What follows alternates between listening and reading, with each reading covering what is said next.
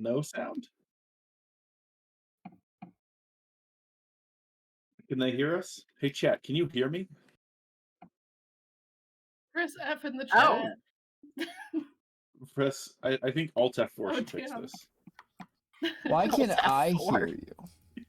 Okay, so they couldn't hear me. They can hear you, though. That's interesting. Oh, that's There's Okay. some wild stuff happening. Well, okay, no. still So think let Alt me F4 get to the most wild thing that is happening right now, just so everybody's aware of it. My computer doesn't think it has internet right now. Oh, It just means it can't resolve your, like, Google DNS or something. Yeah, but, like, everything is live. It knows what IPs to send to. It knows just where can't get a everything's DNS going. lookup. The only thing that can't figure out that the computer's not live is Spotify, which is why we don't have any sound today. Any music. Wait. We need you to go to a website you've never been before. Go to, like, Sci-Hub or something. What? Sci-Hub? It's where people download research papers they're not supposed to have access to. Yeah, I have to go somewhere I haven't been before. Mark that for later. Cornell University. I've never been there before. Nope, I can get to the page just fine. Okay, that's so weird. Spotify, I feel like sometimes gets unhappy. Yeah, I think Spotify is just poor design, honestly. It gets angry sometimes. I think That's what Isaac's saying. yeah. Maybe you should talk to it. Maybe you should talk to it. Maybe you should talk to it calmly. Listen, I firmly believe that every single person, and I'm sure some of you have heard of this concept before, every single person in the world has computer mana. Or like a reputation level with computers. And you can have a problem that your computer is genuinely not working until somebody with higher computer mana comes over and touches it. Yep. Yeah, but I'm not using my computer mana on you. That would be a waste. I have a very limited amount. I know you do. Your default thing is, have you reasoned with it? And people I know with high computer mana never have to reason with the computer. Fair enough, I guess. Anyways, welcome back to Bitscrits and Halfwits. We have all of our wonderful players, and I am looking from one of them for a wonderful question. Who's going to give it to me? I have one. I have one. All right. shit. Nope, I want to see what Isaac's is. He never volunteers. Nope, I did it last week. It's Rosie's. Yeah, that is kind of Oh, exciting. you did volunteer last week. Okay, well, I will say, I am a little bit worried that I've asked this question before. Oh, okay. And I Might be a need to look repeat. this up, so get ready. Oh shit. Okay. If it's Pokemon again, Yeah, I swear to God. I don't think so, but maybe. You've already done Pokemon. It is Pokemon related. You've already done it. No, I've done Is it a, You- is it a you gym? touched It's, Pokemon. it's probably a Which gym type leader would you one. be? Which combo would you? We've done like 3. What We kind of do a do a gym lot of- leader? We do a lot of What's your Pokemon region? questions, to be fair. No. Who would be your starter? But I'm opening it up to any gen. Who's your starter? Who's your character starter, I guess. It all started when my dad moved out to become a gym leader. You've gotten predictable. First, we have Luland Boldspeaker, the Minotaur Druidin from Olfast, played by... Hi, it's me, Brambo. I think Luland would pick Turtwig.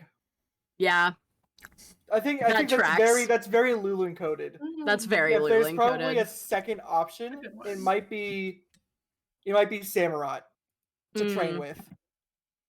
But definitely Turtwig. Interesting. Yeah. The island turtle for Luland? yeah. Absolutely. I was- see- Torterra? No, see, I Yeah. totally see that. I was thinking Chespin. Nah. Yeah, I mean like the shield, and, that's fair. All right, and then we have Elliot Burning Oak, the half-elf blizzard from Zrea, played by... It's me, Isaac. And I think that if Elliot represented a tone in the Detonic scale, it would be a G. Maybe a G sharp. Wow. Thank you so much for your input, Way Isaac. worse question. Well, you know what? That was a real snivy fucking answer. That is a way worse question. That's a real Yeah, that's a snivy snivy fucking answer. You get the grass snake. Then we have Lyra Dreamshadow, the Kalistar wizard, played by. Who's kind of a bitch. Look, you can insult me all you want, but if I don't Rosie understand the insult, it doesn't matter. Sorry, go on, Rosie. I interrupt. Like this snake I am. I think that Lyra is definitely gonna have something fire. I think that Cyndaquil is solid. Because she burned all her friends as a kid. Is also solid, but I don't know if the... I don't feel like Blaziken really matches. But yeah, exactly. Like the older evolutions kind of. Delphox! Oh yeah, Fennekin. Becoming the Fire Witch, absolutely. Yeah. Yep. Literally a fire magical fox girl, like. That's pretty good. Oh, so accurate. God. And then we have News and Worldwalker, played by. It's me, the Sky T. I am between a couple. I'm between two. My first instinct was Tepig, because I feel like Embor is a very Newsen, like, she would fucking wrestle with it. But also, I think Squirtle to Blastoise also matches her. Something that goes from, like, a little guy into a very, like, girthy, like, defensive kind of option. But I like Embor because it's sort of sumo themed. Because I was like, at first I was like, maybe something fighting? My Score Bunny was my first thought, but I was like, nah, because Cinderace is too lithe. So, I think Embor. I think Embor is the best one. I dig it. And Tepig is kind of manatee coated, you know? And then just last, like a little guy. But certainly not least, we have Karakarim, the Furbolg sorcerer from Alania, played by. Hello, it's Terminian Link VT, and Karak's starter, I feel like would have to be Sobble. I mean, just look at them. They both look like they're on the verge of tears. Like, it just fits. But, then you evolve into being a more confident, like, self-assured. Yeah, I dig it. Also, if I could be so bold and suggest one for for Isaac, who didn't have the knowledge base for this, Rowlet, because of your familiar.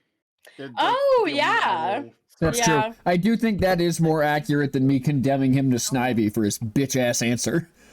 Hey, I think Snivy does have Elliot energy. Yeah. I also have one for Snivy's pretty good for Elliot. Yeah. I have one for Newsen, and that would be Litten Incineroar, the literal fucking wrestler. Yeah, no, I thought of Litten and Incineroar, but, like, I'm biased against Incineroar because I don't fucking like him. And fair. I'm tired of his bitch ass in all of the Pokemon shit. Can I make an in-character argument why I disagree with you, Brando? Sure.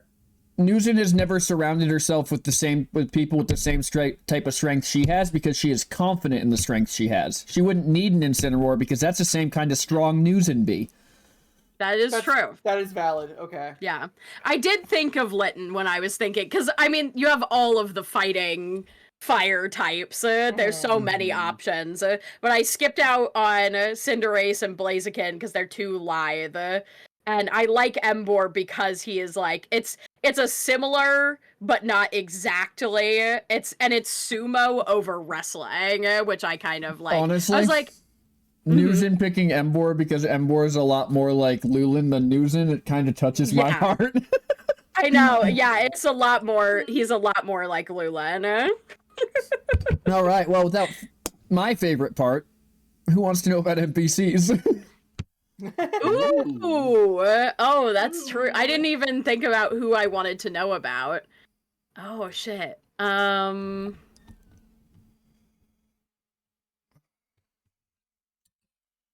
Who do I want to know the most? That's the real question. I'll let you guys do a couple. This is a pretty quick answer question. That's fair. Just rattle them off until we're done. Bathos. Ooh, Bathos, Incineroar. Yeah. Anything to antagonize Newson. Yeah. Then it would be. It should be like, of course you'd have that fucker. I think I want to know Astraleone. Which is the bitchiest starter, in your opinion? Grookey. Oh, interesting. I guess music can be inspiring. Well, I think it's the kind of thing, I don't think it's so much because I think that's the perfect starter for him. I think that's the starter he would choose. Because it would fit into his image of himself. That's fair. Who's next? But then if the starter chose him, who would it be? None of them. He's a fucking monster. They would all cower in fear and run away. Fucking Meowth, I suppose, if we're going for who willingly... What? Wouldn't you want a monster Isaac to fight for you? Pocket monster. No, this is the... You don't want to fight for a monster. Talking about if the Pokemon picked him, no Pokemon would choose him. Like, if they picked him as a trainer, not as a Pokemon, Isaac. I need to make that... I think that was the point of the question, right? They're not choosing a star... Because if a Starleon's a Pokemon, every single motherfucker who ever caught an Arceus... Yeah. is choosing him. Alright. Brando, who do you want to know about? Man.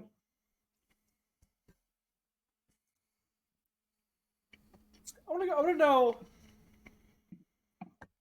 Allround. Play Coco. Yeah. Play Coco, definitely. Alternatively, probably a Torchic. Because that's kind of like his whole speed. But I think Fuecoco purely based on vibes. Yeah. Alternatively, from the exact same logic, I can see him having a Totodile. Yeah, they're both kind of goofy guys. But I feel like Ghost Gator for the final evolution fits better than Big Alligator. Especially with how weird that man's life has been. Yeah. Alright. Karak asks, who hasn't asked one yet? Or who's got another one they want to know about? Did we already ask for Roarin? No, we did not ask for Roarin yet. Let me look at my little list here.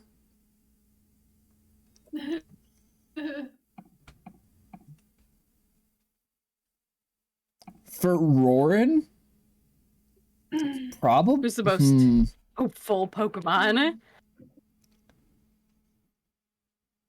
If we're going for which one I think would synergize best with the way he operates, I'd probably go Piplup or Froakie.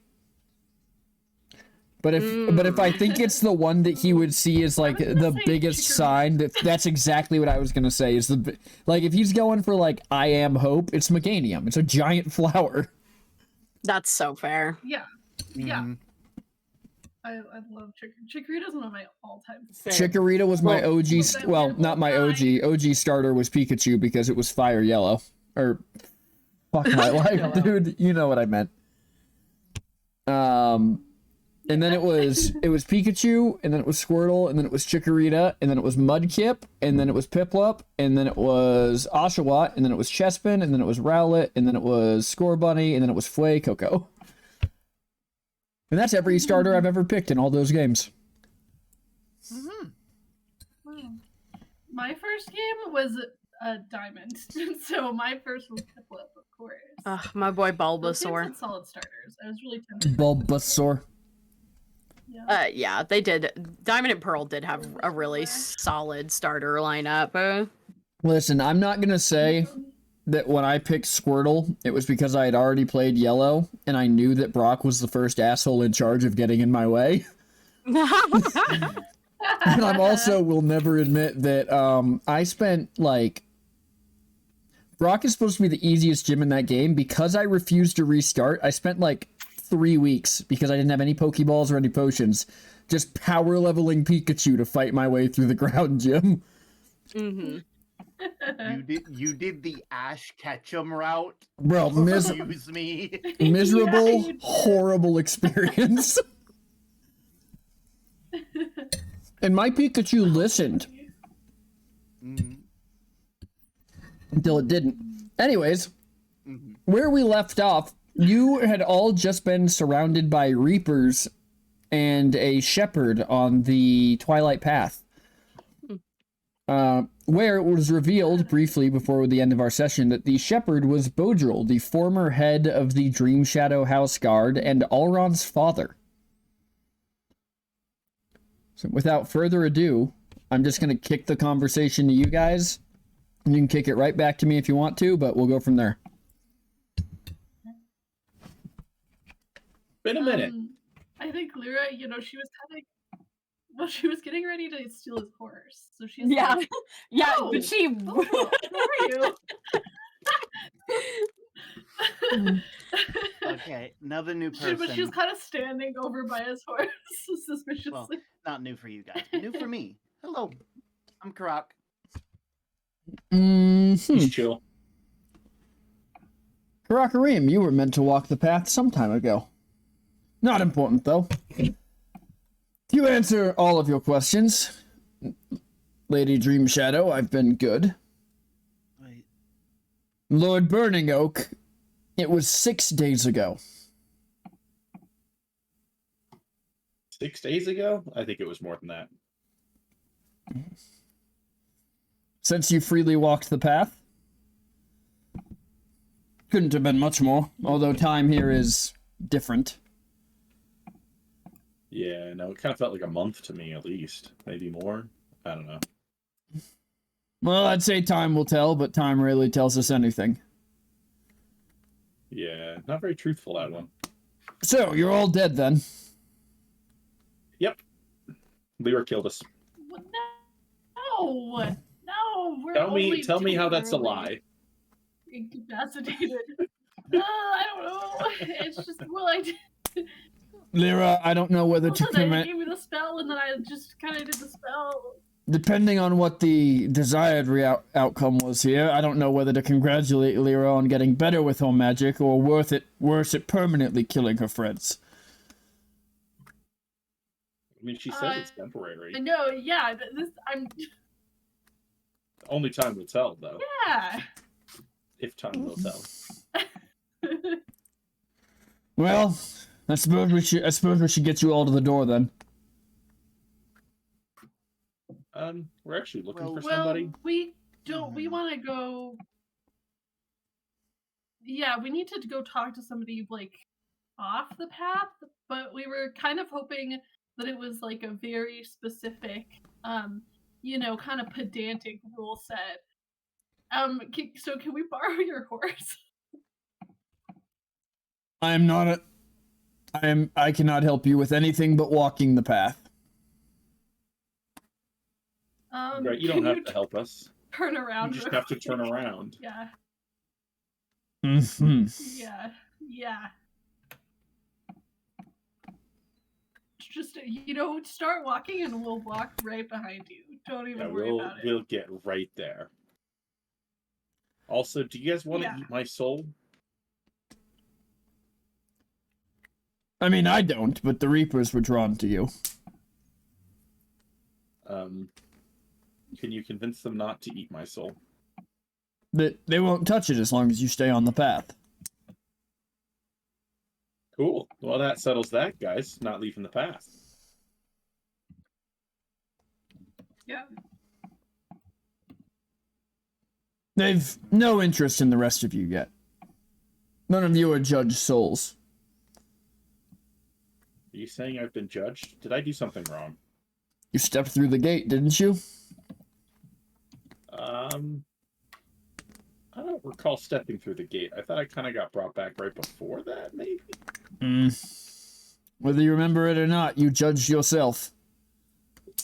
Well, yeah, I mean, of course I judge myself. I've always judged myself.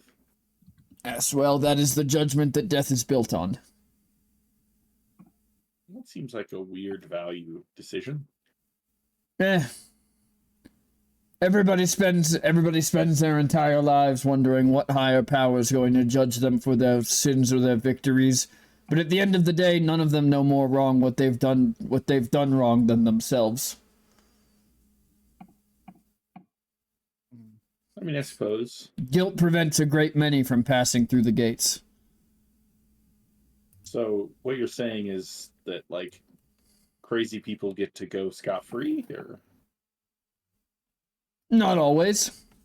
Crazy people rarely stay on the path.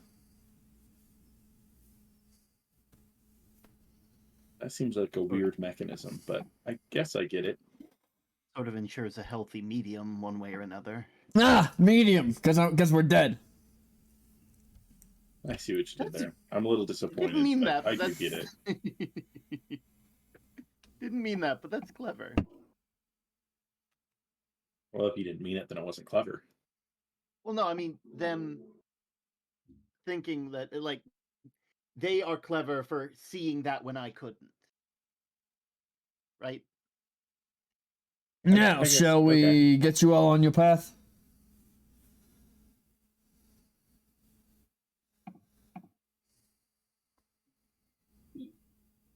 Yes. We're right behind you. I'm gonna hang out here so I don't get death reaped. He walks over and grabs the reins to his horse. Damn it. And he begins walking down the path ahead of you all.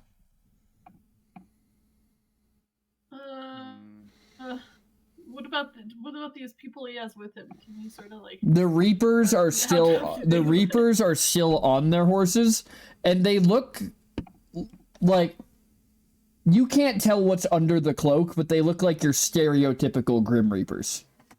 You know what I mean? Like long cloak. You can't really see what's under it. Gloved hands. They're just kind of riding along on either side of you. As Bodrill leads you down. You guys. He's talking to the Reapers, clearly. When you get close to the Reaper and you speak to it, you don't really hear a response so much as you hear what sounds like the words you just said, but almost bounced around and echoing in different tones and different languages as they whisper back out to you. Oh boy. So, not from around here then, I guess.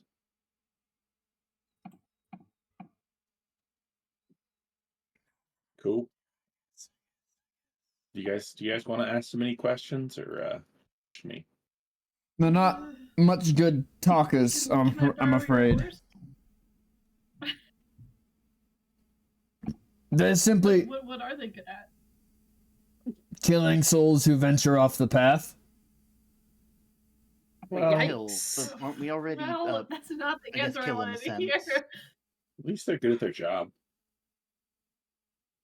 Well, you know, those who fall to a Reaper's blade do return to the world. I mean, not even they can destroy a soul. But without your memories, your life...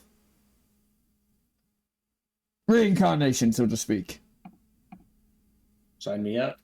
Oh. Step off the path, and I'm sure they will.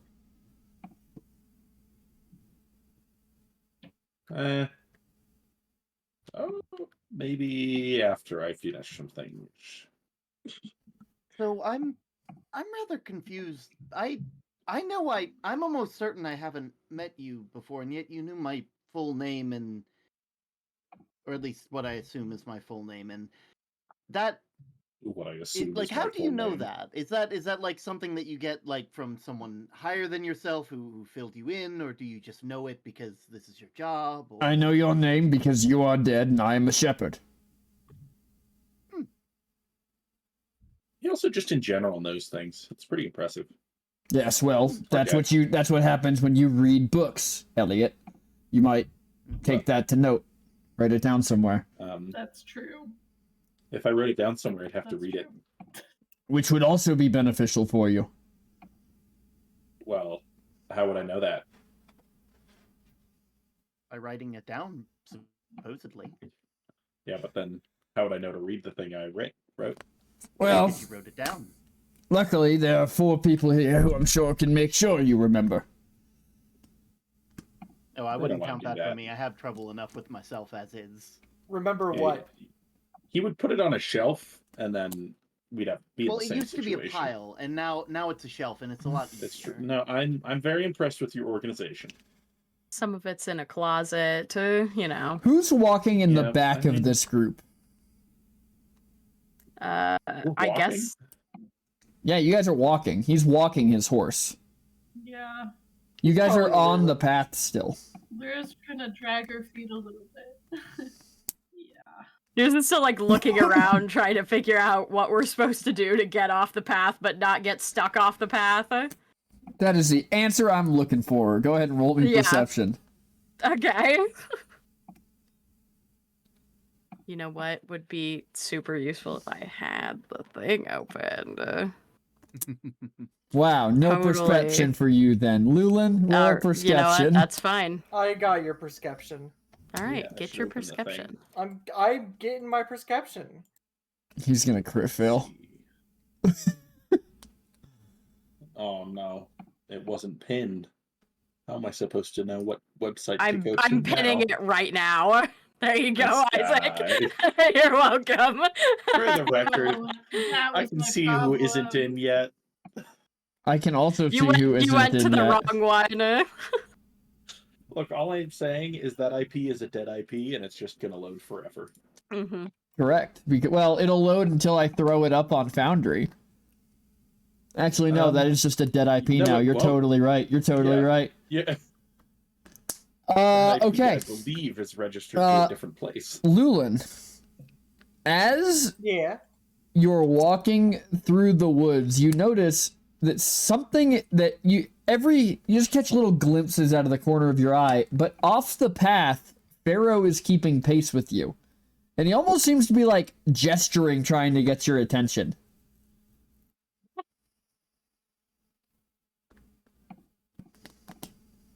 Like, is he like right next to me? No. He's like you can barely see him. He is so deep, and he's very clearly not trying to be seen by the horses or the things on them. Yeah, don't get spotted by the horses. I'll fuck you up.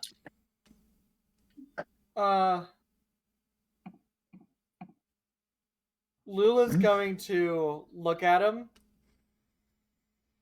wave, and then like tap his ear.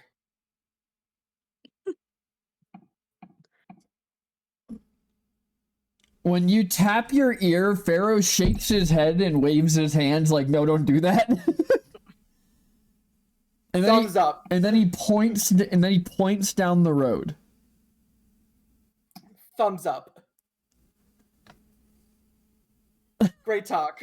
When you thumbs up, he puts both of his palms over his eyes and drags his hands down his face.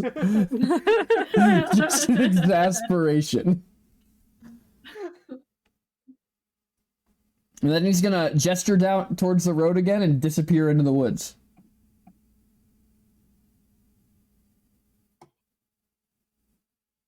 So what is it like here? Like, most people, I assume, would only see this place for only a little bit, but how is it being here, like, being a shepherd and being part of it all? It's interesting. Mm-hmm. It's not so much of just being in one place at any one time as it is being all over with everyone all at one time. I mean, there are other shepherds, but we're all walking the same path in the same places at the same time. If that makes sense. I mean, about as much sense as everything has for the past couple weeks. The existence of this place is simultaneously all of what you believe it to be and only what you believe it to be. I mean, can you imagine if a place like this didn't have rules like that? It would be easy enough for somebody to imagine that they had their weapons in their hands and overpower a shepherd or take on some reapers. If they had experience with forming things in their mind's eye, it wouldn't even take that much effort. Huh. Oh, this is Crazy. such interesting information. Yes. That Really sort of- interesting information. that sort of pings something in Can I? Krok's brain a bit, because, you know, creating a version of himself that was fucking with him the whole time. And I think Krok is going to at least subtly attempt to try and Bring back will bad his Karak. magic Do it. back into himself. That he can do magic here because he believes it to be so. Why wouldn't he? His magic is a part of him. Sure, it was gifted, but it is now his. Roll me Arcana at advantage. Roll Arcana at advantage. Lyra's my character instantly sheet? working on an axe for for news. Okay, also roll me Arcana at advantage. That was normal Arcana. Oh, shoot. Well, we'll roll it one more time real quick. That's a natural 20. Damn. So are you trying to specifically only bring back your magic, or are you drawing on this? That's also a natural 20. Damn. Okay. The way I see it, if Karak can believe that they have magic, they sure as hell believe their friends still have magic too. So almost as Bodril says this, you watch the rest of you watch Karak and Lyra kind of wrinkle their brows as all of your equipment reappears and you feel your magic roar back through your veins. Would you look at that? The Reapers all just kind of slowly turn and look down at the group. That's awesome. I mean, really, if it is sort of what we imagine it to be, are the Reapers even here? There are forces here, whether you imagine them to be or not. Yeah, but they can't affect me. But there are cute ponies for us No. on the path, and they're pink. Roll me Arcana There's- normal. Actually, no. Please. You roll They're me. pink. No, you know what? You absolute. Nope, we're not doing Arcana, you absolute fucking nerd. You roll me nature. And see if you can even imagine a pony that functions. Oh God!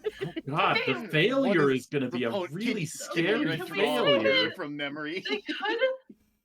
Well, you see, Lyra's actually a Lyra, nature, As but you not as good as as you imagine these horses, you see the things kids use, like the horse head on a stick. Like 5 or 6 of them just clatter in the path ahead of you. Damn it! Can I try again? And this time I want them to have wings. No, you cannot try again. Like, and also they can be a different color, I guess. Damn it! Someone else try. It's amazing what a little I'm bit not. of I don't know hope can horses do. that well. I guess. Okay. I got you. I'm just going to turn into a horse. That is not gonna work. But if I turn You'll into a still horse, Step off the no. path. Then you'll know If what I to if I imagine. turn into a horse, you can imagine what a horse looks like that create the horses. Because Lilith's too stupid to do okay, that. You don't get the try twice. Oh, you're being. Newzen starts thinking about Nimblet and how he floated around in a bubble of water. Roll history at advantage. Oh no. Is Newson going to accidentally summon the aspect? You can roll me history or you can roll me religion. Whether you want to summon the memory of the water or whether you want to accidentally summon an aspect of a god. Neither of those, I mean, they're the same for me because they both use intelligence. Perfect. Roll So, whichever one you want. you know what? Basically, roll whichever one you want the outcome to be if it succeeds on accident. I'm gonna go with history, I think. You said advantage, yeah? Yep. Okay. Let's see. Newson, as you imagine this, how Nimblet kind of floats in water, you feel yourself kind of gradually being picked up off your feet as your mouth, nose, lungs begin to fill with water as you find yourself in a floating orb of water that you cannot push Hey. yourself around in. Nimblet exist fine in the water. Why would I imagine something that could kill me? Because you rolled a 14. It's not actually doing anything to you. You're already dead. It's just an uncomfortable feeling.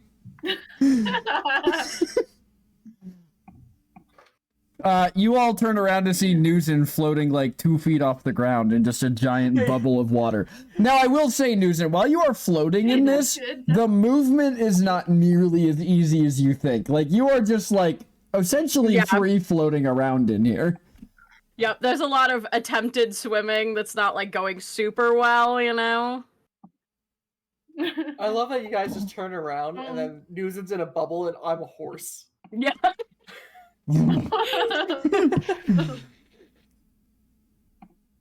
We like both make eye contact and then look back at the group.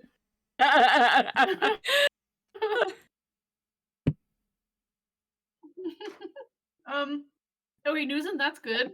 That's not stepping off the path. Mm-hmm. Lulin, you still have to step off the path, even if you're a horse.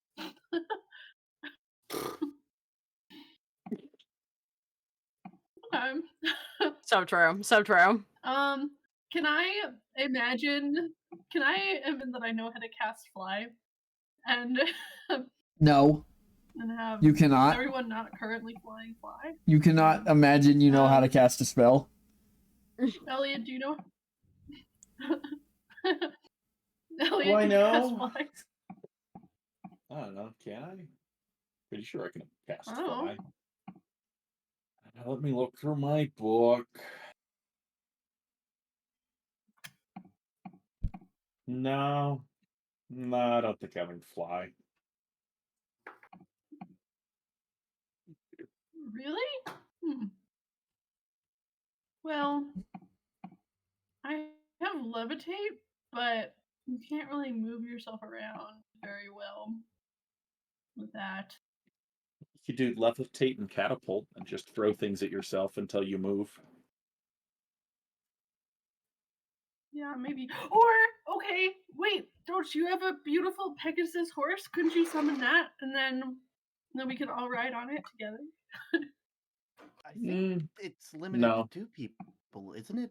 Because otherwise I would have had to... In the real world? True. Yeah, just make it bigger. I'm not going to kill my Pegasus just because you killed me. That seems mean. No, I'm pretty sure. I'm pretty sure it will would be have like had to prepare Pegasus. that in the morning. Like, it's not the real one. Oh. Well.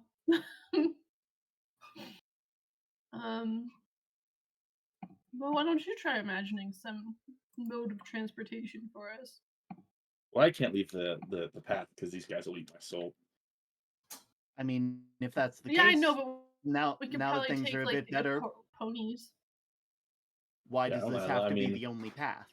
And Karak sort of, like he tried earlier, but didn't have the faith in himself. Now that he's like, my magic is here, I can feel it, is going to attempt to mold Earth to extend the path outward to begin forging a new one, so to speak. Roll Arcana at disadvantage. Roll Arcana at disadvantage. And just so you know, the DC is high. Mm-hmm. What if Elliot assisted? Then you could roll it normally, but the DC is still high. Yeah, I expected that. You're so close to the answer to the puzzle, though. Well, I'm sorry that we're not fourth graders, okay? Maybe do we have to mold Earth? Can't we just be like, new path and like go? There we are. Yeah, like this is my own path. Excellent point. Roll me Arcana, Newson. Oh no. 1 sec, I might have something for this. You might be falling off the path, is what you might have for this. That's a critical failure. Gain advantage. Where you regain this feature. And I believe I have... Oh my god, that was a really good roll for me. Arcana does... That's another intelligence-based roll that I don't have any benefits in. Oh wait, there it is. It's an attack roll. No, that's just attack rolls. I'm looking at my stuff like Tides of Chaos and Oh, I don't think you have anything that can stop this. You don't have the lucky feat. Fair. But luckily, Karak, you go to Mold Earth, and as you see this kind of path emerge in front of you, you go to step off to it, and you realize at the last second it is an illusion. Right as Nuzin kind of like scrunkles her nose and like thinks really hard, and an actual path shoots off into the distance beneath your foot. I did it! And the bubble like pops and water splashes everywhere. You are not in danger, but you are left with the overwhelming fear of the fact that you almost just stepped off this path. It's safe, Newsom. No problem. I'm really good at this kind of thing. Oh, you do have more experience than I with this stuff. You are. Unlike the kind of rainbow iridescent path that you're on, this new path is darker with less overall color, but the colors that it does have are almost sharper and more distinct. Other than that, it appears entirely normal. It's just got different colors, like it only split some of the color off the main path when you built it. Nuzin, the colors are related to what you were feeling about your destination. So any particular emotions? About our destination towards where that path would take you, where you think that path is taking you? Because that will determine the colors in the path. And I'll tell you this, I know you, because I know you're going to be honest about it. It will also determine what lies in wait for you all on the path. I mean, I'd say probably annoyance and frustration. Okay, so there's some orange and some light red in the path. Yeah, I think that would be the main two things, because she was specifically commenting on how frustrated she was that, like, we had to go back to doing what what Velkin was trying to get us to do, but, like, in a different way and stuff. I think those are the two main things. Like, a little conflicted, probably, just about going in general, but... Alright. As you all kind of look down at this path, Bodril kind of grabs his horse by the reins again as he kind of gets ready to, like, very obviously, like, change in posture. Like, he goes from very relaxed, like, waiting for something to happen, to very, like, I'm ready to walk again. As he says to you all, Don't stray off that path either. Remember, and be sure you're back on the main one by whenever your little spell runs out. Oh, yeah, do we know how long that's gonna last? Or how long, do we have any way to tell? Because how does time work in here versus outside? Is it faster? Is it slower? It's... Do I have any sense of... Many things. You have 24 hours in the real world, yes? What did your spell say? How long are you meant to be in here? Assuming 24 hours, because that's the answer. I don't know. He's going to hold out his... 24 hours, awesome. He's going to hold out his hand and go, do any of you have a bone, a skull, anything like that? Of what? Looks it doesn't matter. That is now back on them. Something capable of thinking. Oh. That's only really me. I don't have anything besides me that can think. I mean, I guess my armor, but like, I think that's halfway. Kind of... Oh wait, actually, I have a ghost cat. Oh, that's true. Oh, I could think, right? As you say that, do you pull out the coin? Yeah. As you pull out the coin, this cat appears, this ghost tabby cat. And Bodril looks at it and goes, that will work. As he kind of like reaches down and it almost looks like takes this cat into like a ball in his hands and squishes it like he's molding Play-Doh. Oh. As he kind of like moves his hands a couple times and he pulls it out, and in his hands is probably like an 8-inch tall hourglass with sand in it that seems to be made out of this like ghostly ethereal material, and inside the glass, resting on the pile of sand that is rapidly shrinking, is the ghost cat. And he's gonna pass it back to you. Okay, what did you do? I made you a timer. In 24 hours, that will be empty. 24 hours in the living world, not this one. Okay. Does it is like the time that we've already spent, has that like already drained out of this? And if so, how are we looking? It is unclear, but there's but about a third of the sand is already in the bottom of the hourglass. Okay, guys, we gotta get going. We gotta pick it up. All right, a brisk jog down the path then, as Newson steps onto the other path. Newson, as you step onto the other path, is the one that made it. As you step onto it, there's almost not so much a burst, but more of an activation of light as those same colors of annoyance and irritation rocket out, almost with a noise, like a low bell being rung, as your foot lands on this and the entire path lights up ahead of you. And you all begin to make your way down the path.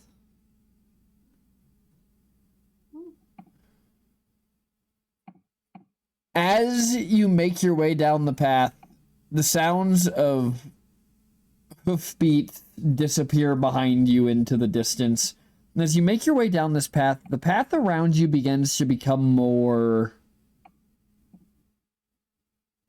Dark's not the right word. Gaunt? The trees and their leaves are thinner. The light that's coming through the trees feels sharper. You kind of start to feel like these little headaches forming behind your eyes. You know, it feels irritating and annoyed. But as you make your way down the path, you round a bend, and in front of you on the path is a barn. A very large, almost more of a like mead hall than a barn, with 2 large doors on the front of it. And a symbol of a white rose above the door. And the path seems to be leading through the double doors.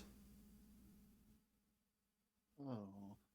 Weird. I don't remember imagining this. You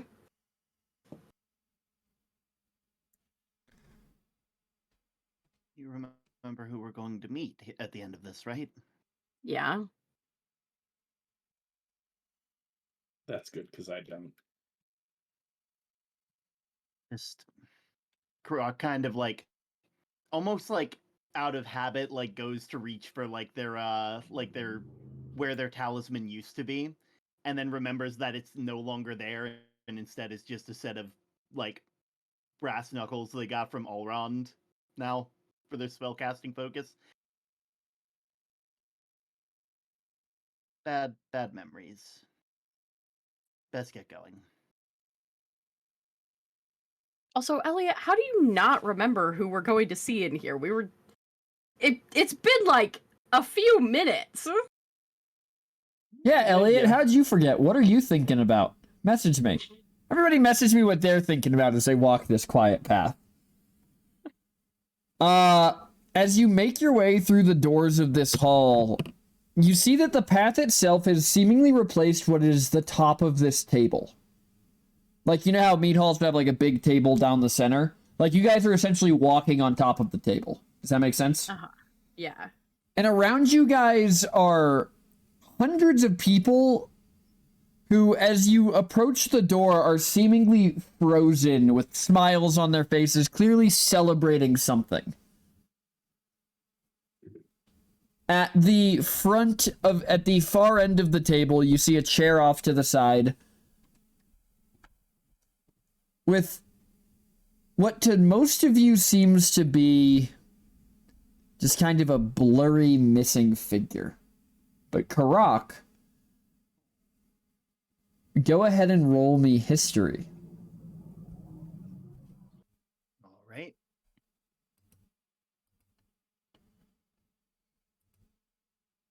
So I'm just checking a couple things before checking my abilities because I still don't have them memorized.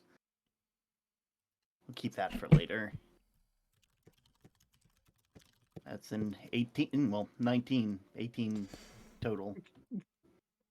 Karak, you recognize the person sitting at the end, and I'll leave it up to you to describe them if you want, or to just keep the idea in Karak's memory. But it is Karak's spouse, and you suddenly know exactly which day you're about to walk through.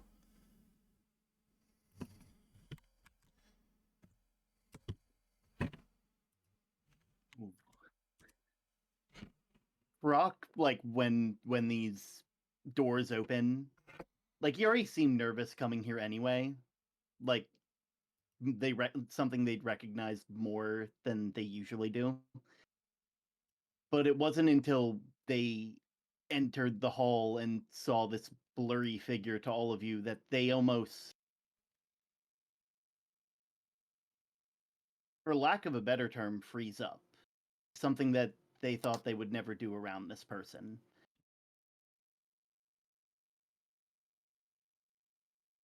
And that's Karak doesn't despite knowing that this was a path that they had to walk down, trying to word it as best I can. How about this? Mm-hmm.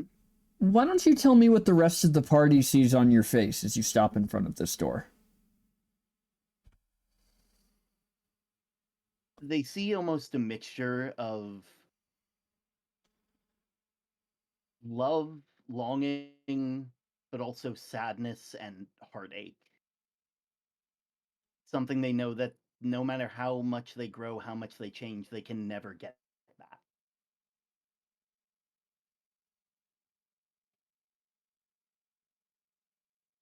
And maybe, just maybe, a bit of regret and shame despite not being the person that they were when this person was still around.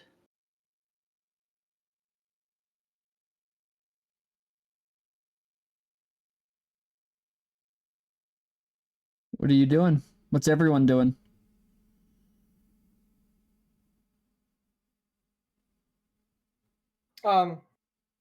If you were to look back, Lulu is no longer a horse. But thank God. There's almost a horse in the dining hall. Yeah, Lulu's just taking a look around, also deep in thought, and once he sees this, sharp reaction of Karak's, I think he's just gonna put an arm on your shoulder, just pat it, just grounding you, seeing that something shook you. And while usually I would say that would help Karak, this is one of the few times where I would say that Brock isn't shaken out of that like they normally would be when Lulin comes to ground them. We should keep walking. We shouldn't stick around here. We should keep going. We should keep. I shouldn't be here. We should keep going. You have to go through this hall to continue.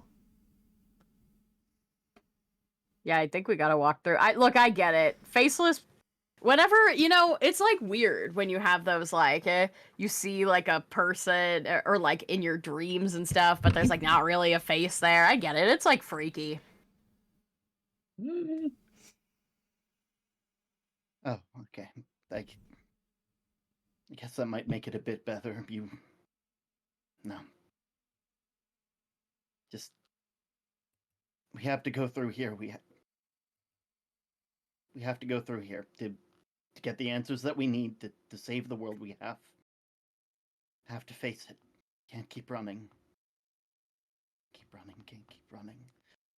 I mean, if you want, I could carry you through it. If you're, like, freaked out, or you feel like you can't make it.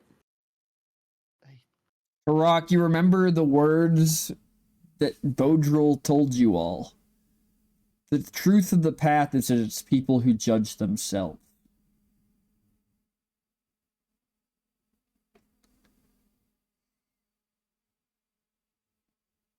And when I say you remember that, it's almost like he's saying it in your ear again. Like, it's not just a happen memory. You hear the words.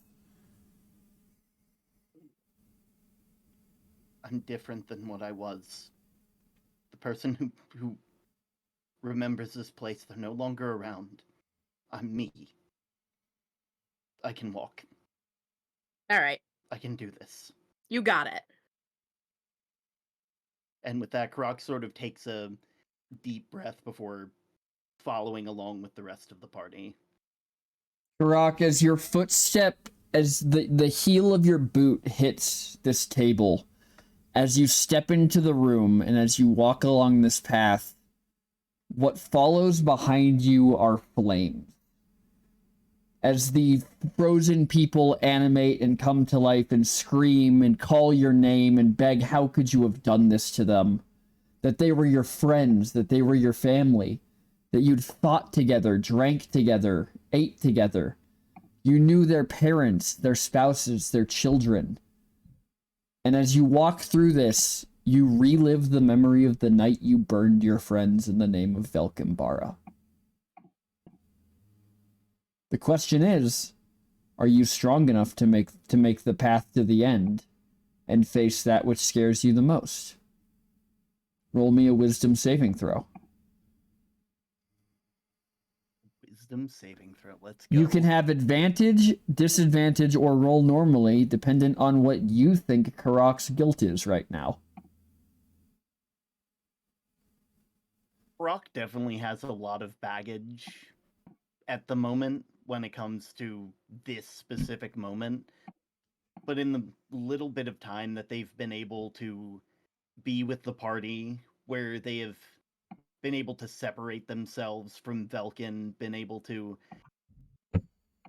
begin a new life, to move on, while they are not completely done growing and going through this, they know that they're stronger than they were before.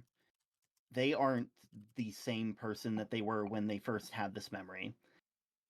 They no longer serve Velkenbara. They serve their friends and they serve the world. They do what they can to make up for it. And they, again, have a long way to go. And I can only give a normal roll, because... But maybe you've gone far enough. Maybe I've gone far enough.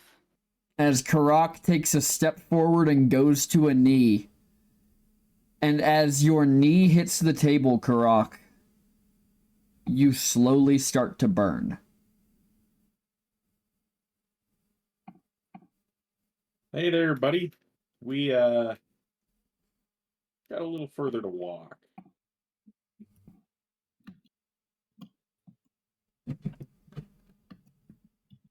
And if you make me deal with bad Karak again, I swear to God I'll kill you myself. They said it themselves on the path. I was supposed to die a long time ago. Oh, we were all supposed to die a long time ago. I'm already dead. Here I am. Not much to be done about it. None of these people should have died. It should have They been did. me. It's done. It's over. Unless you have a way you can change that. I don't even think you have that. And if you don't have it, then I certainly don't. Then the only way is forward.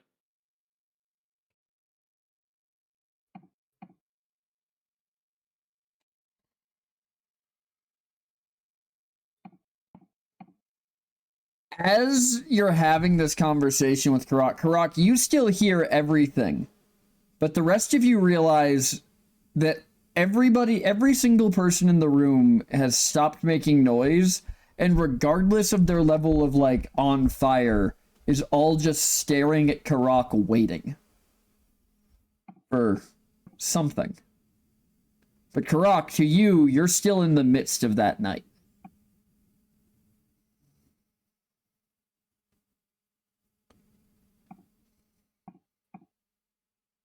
I think as they hear all of this burning, this screaming out in pain, the only thing that Karak can really think of to do, while the only feeling they are feeling right now is regret and fear, because they wish so much that they could go back and save even just one person. News and roll perception. They could do anything.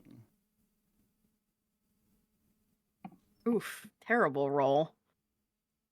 You don't notice the change in the color as red and black begin to stream into the path from Karak's hands, but you feel the emotions in your chest. At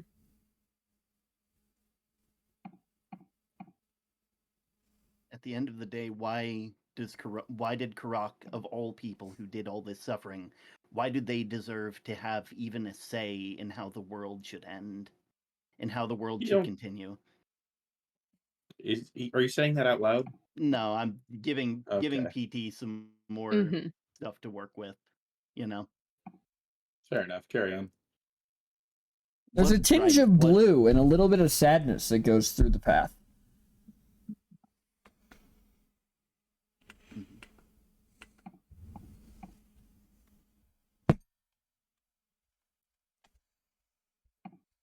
But Karak, the most important question is, do you stand?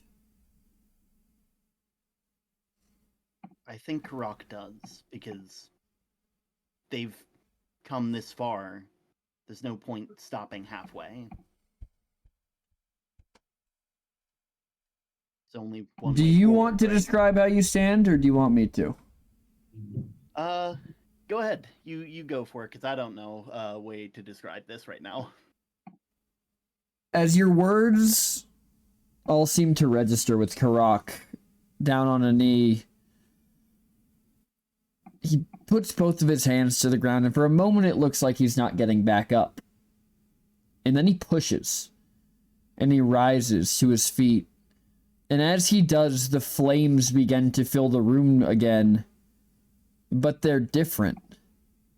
The flames that are filling the room as he fully rises to his feet, that burst into flame, that you can feel the heat from, are a pure white.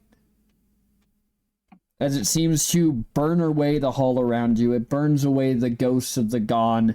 It burns everything away but the path you are standing on.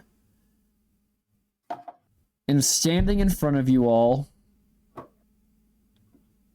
is a woman and a child, both furbolgs, who smile at Karak, and you hear the words, "I forgive you," before they are burned away as well, leaving you all on the path.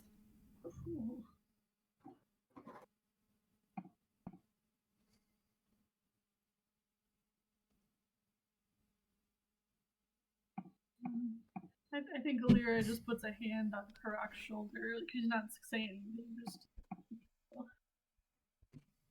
We should get going. We don't have much time to wait around. They wouldn't want me wasting more time. I don't think this was time wasted. In fact, according to the hourglass, no time has passed at all.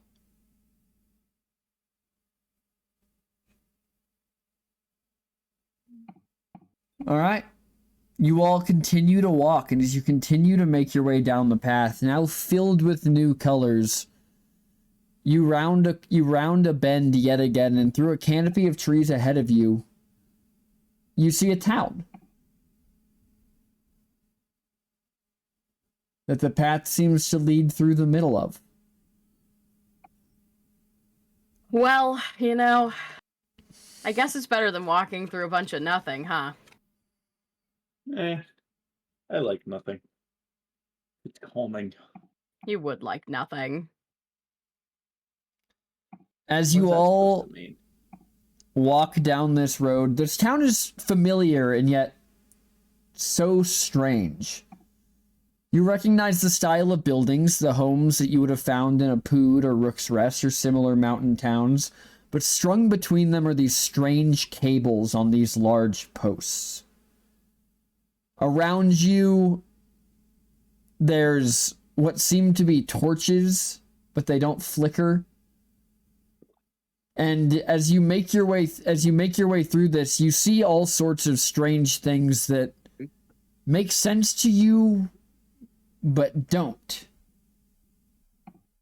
And I'm going to let you guys all roll either perception or investigation, and then I will just let you guys ask questions about this town as you walk through it. Perception.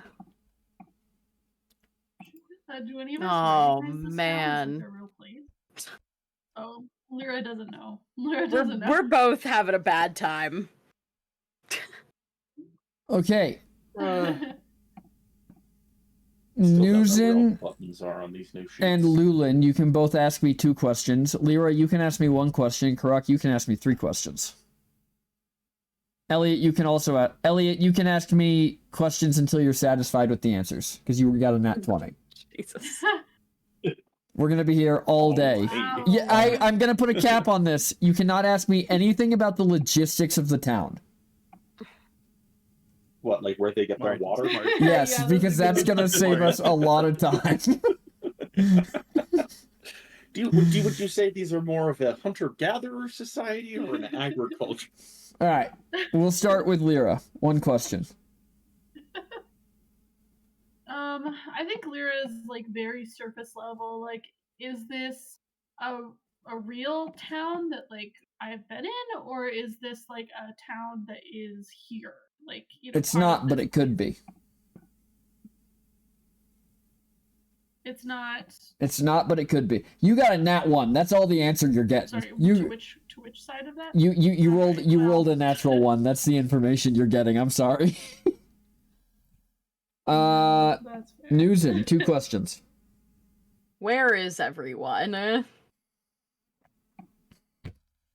As you think that question to yourself, you see images of people appear. You see minotaurs and humans kind of running through the streets like children playing.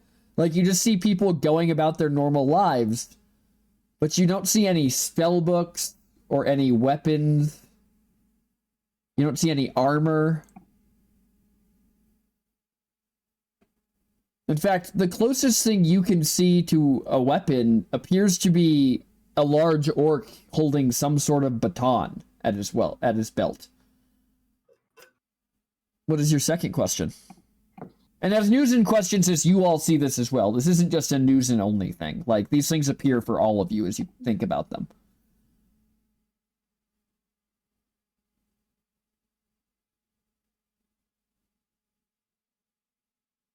Rudiger's town.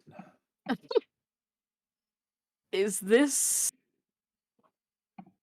a vision of a town in a future we might create? You hear you hear the answer like a whisper on the breeze. Yes. This is a future that you could walk.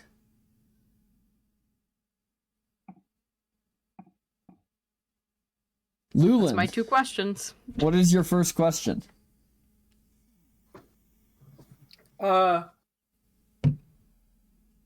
What, not including residential buildings, what else is there? Like town halls, churches, schools. What other important buildings are there? Ooh. You see a lot of municipal buildings, your town hall. You see some of your more religious buildings, almost kind of clustered together. And none of them seem particularly large. It's more like a small collection of shrines than anything else.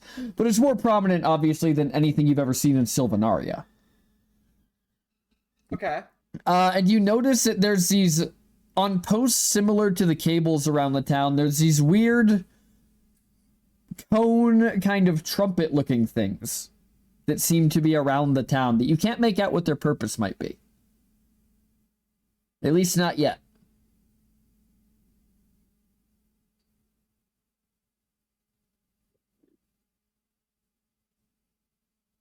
What's your next question?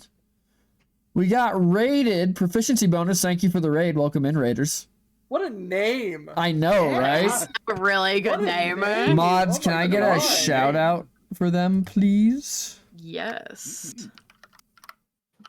I got you. I can hear typing already happening, That is so my I don't new gotta. keyboard. Yeah. They are, The first, clickety-clacks. before we get right back into it, welcome in, Raiders. This is the Disaster Tour. I'm PT, your Disaster Tour Guide, and the DM for Bitscrits and Halfwits. Right now, they're in the land of the dead, and they are asking questions about a vision they are seeing inside this place. So, Lulin, what is your second question?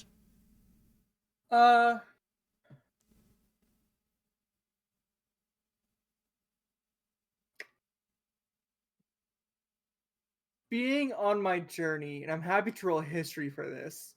Being on my journey, is there any foliage that I recognize? As you think about this, you all watch the environment around you, the woods, change until towering in the distance, you all see a world tree.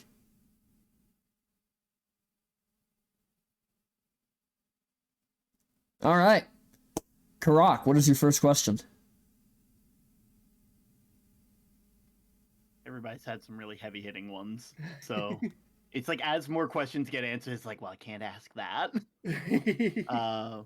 I know, I'm really trying to get them all out of the way so that Isaac's only going to ask me like 3 questions and be satisfied. Mm-hmm. That's why I went Lulin coded questions.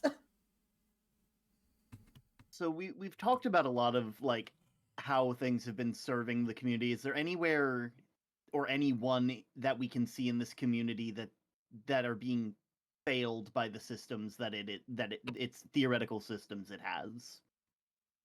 Ooh.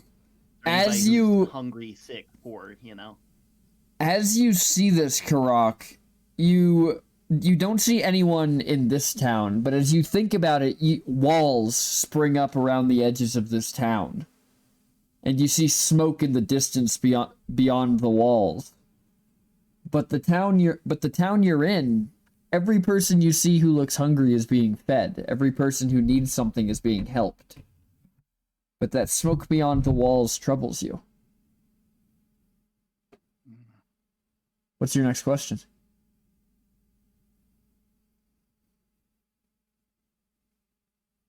What are the other people who are living here's opinions about what's beyond the walls? They almost don't seem to notice.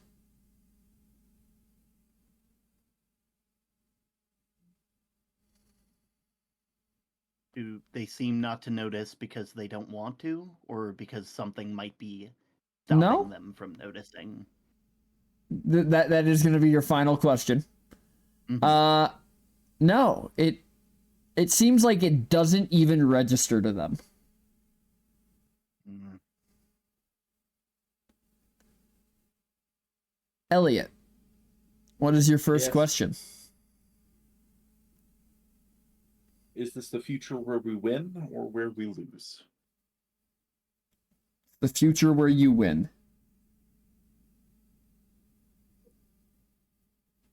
Is there magic in this town? There is not. Elliot is satisfied.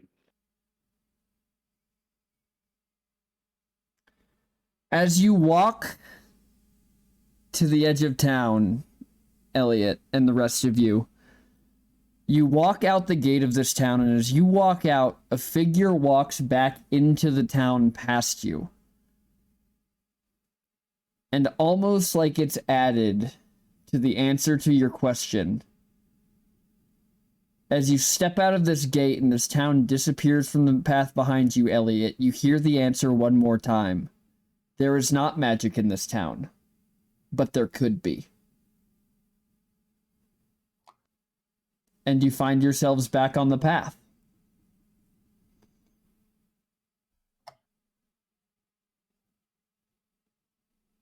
Ahead of you, at the end of the path, is a small single-story house.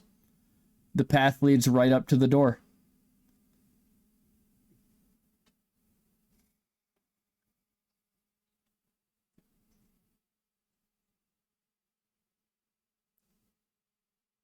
Lyra, half of the glass in the hourglass is gone. Or half of the sand in the hourglass is gone.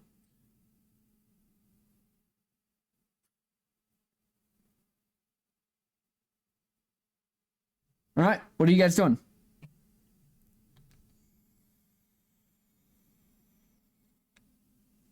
Can you guys hear me? Are you talking? Yeah. Hello? Yeah. We're just Waiting in for thought. anybody to Sorry, respond. I'm We're Should we walking just down the thought- path, I assume. It's yeah.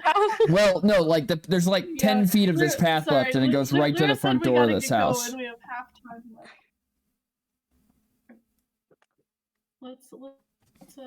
Let's knock, I guess. But also, guys, we have to be careful. We only have half time left, so what we need to I kept my questions quick. do this quick, I guess. When you knock on the door, you all hear a very familiar voice from inside. Oh, fuck off. My bad. Bye. No, we can't fuck off. We need to go in there. Oh, fuck in. What? Newsom goes to Oh, open the Newsom. door. Newson, you open the door and you notice that the path ends at the door frame. But inside, you see a figure laying on a table with one arm holding an alcohol bottle off the side. You don't need to see his eyes or his magic to know that the figure in front of you is a very drunk Velkenbara. Wow. We literally came to the realm of the dead to talk to you, and this is what we get. Awesome. Love it. Did I say fuck off already? Yeah, and I'm saying get your shit together.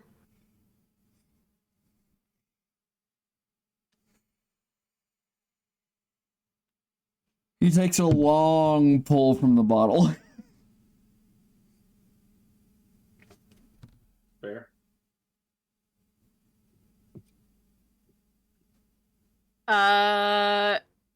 Newson's gonna use Mage Hand to snatch it from him.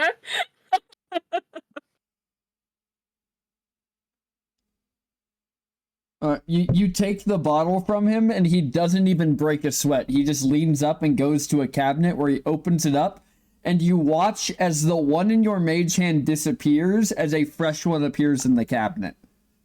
As he pulls it out and closes the cabinet again.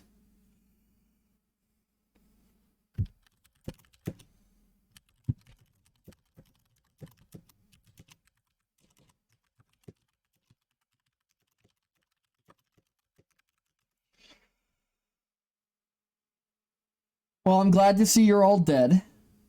Not a moment too soon. Temporarily. A little too late, actually. Don't worry, it's just temporary, yeah. Wow. So we need a question answered. Oh, okay. We need, yeah.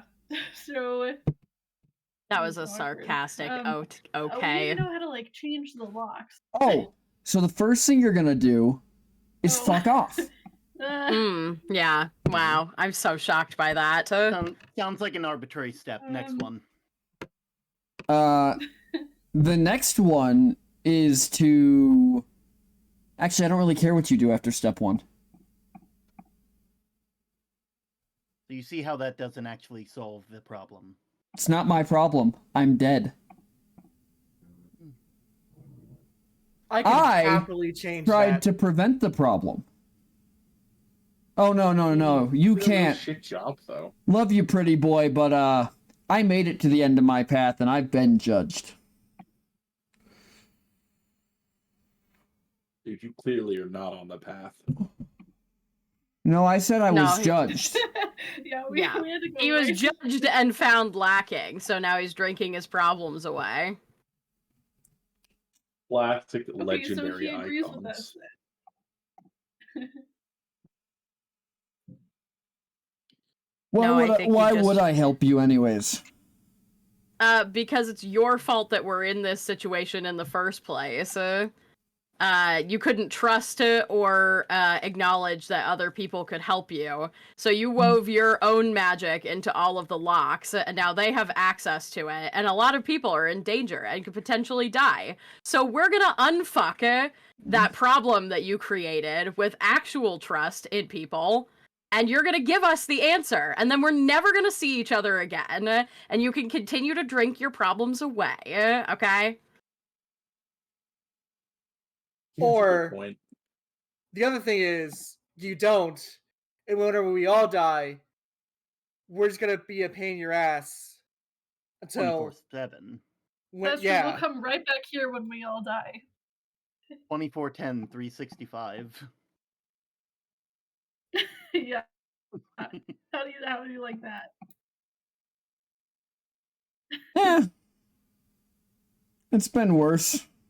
I had roaring in my head for 1,000 years. I can deal with you all for the rest of eternity. Oh my god. Lauren's not even that bad. I was gonna say, you don't know how annoying she can be once she gets in your head. Yeah, by the way, did you know that I was trying to make these like pink ponies to take us here because I thought that would be fun, but it didn't really work. And then yeah, it was kind of sad, but because they kind of turned out to be like, have you ever seen those like horses, but they're like toys? Because they're just like horse heads and then they have sticks out the back. Yeah. He waves the hand and the door slams in the threshold. Bro, we came in. You did not go in. No, we can't. We didn't come in. The path ends at the threshold. Like, if we Newson takes her axe off her back, and it takes. I assume it's Hugh because that's what she usually carries. Hugh. And smashes just the door down. Demolishes the door. I mean, it is in shreds. Oh, good gods! Wait a minute. I can just walk away. Like you have from every problem that you've ever encountered in your life? Anytime anybody stood against you, you just walked away? And now you're gonna continue that? Well, they are my soul echo, so I guess it makes sense. Gotta keep running. Hey, I tried to fight. I even tried to fight when you joined the wrong team and gave the bad guy the keys to the kingdom, Newson. He might have been the worst thing in the universe, but he was the worst thing trapped in a very small universe until you idiots went and busted the door wide open for him. Yeah, you're right. We fucked up. But at least we're not sitting in purgatory, drinking our problems away, rather than trying to improve to move on to a better place. I'm not sitting here in purgatory willingly. I'm sitting here because when you were fighting on his side and I tried to stop you, you killed me. And then you say that it's my fault that my power's in the locks. They have the power of the locks because you fucking handed it to them. Well, maybe if you hadn't been such an insufferable asshole, we could have actually worked together. Instead, you tried to force your beliefs and your expectations of everyone onto us without giving us any information. For the entire time that we were working together, you just expected everyone to blindly follow you, rather than giving a little bit to get a lot more.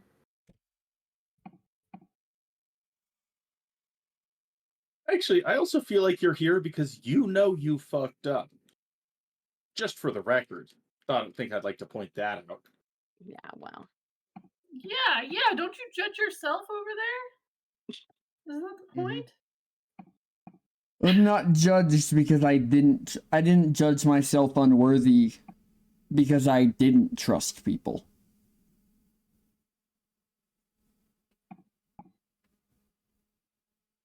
Then why did you judge yourself unworthy?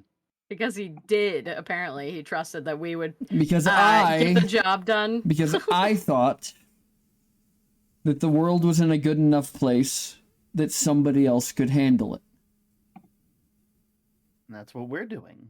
But we need the information that you have to continue.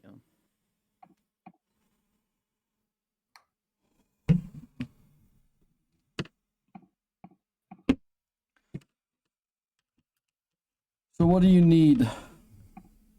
We need to know how to change the locks. Change the locks on the world trees. Make it more difficult for them when they try to start attacking them. Yeah. It's all your little coins. You didn't have them when we first met.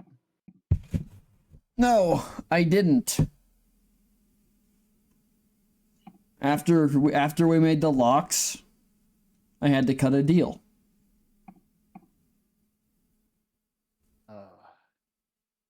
With growth.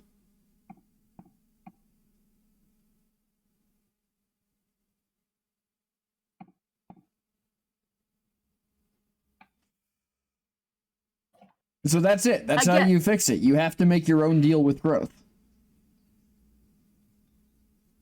Can you not talk about the deal? Is it like a secret?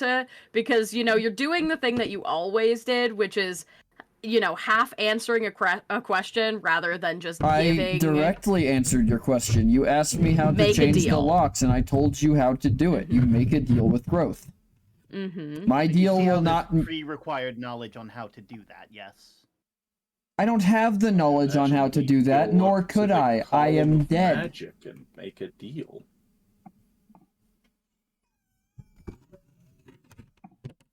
What was your deal? That I would make sure that the world continued to grow.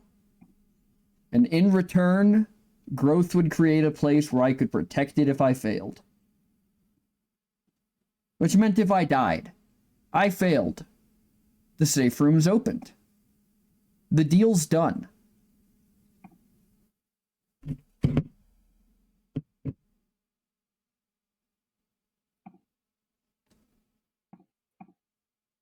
Everyone in those rooms should be safe from whatever Astara Leone manages to do, because they'll be under the safeguard of a pillar of magic. Okay. Even though Astara has your magic, the keys to these places. And can open the doors. Growth doesn't care what's inside the safe rooms as long as something is. It's not that particular on what continues to grow.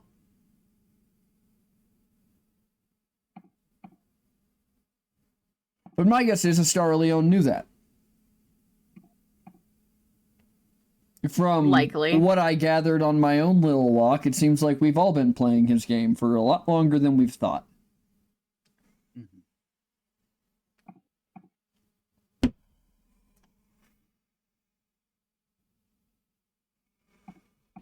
I do have one thing to apologize to you all for. Oh, boy. I'm sorry I brought you into his plans in the first place. It's alright. Maybe at least we would have all died happier had you never known about the rest of this.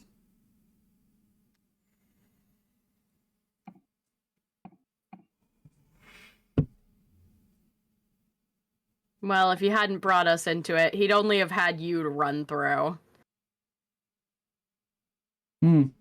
Funny how he didn't even do it.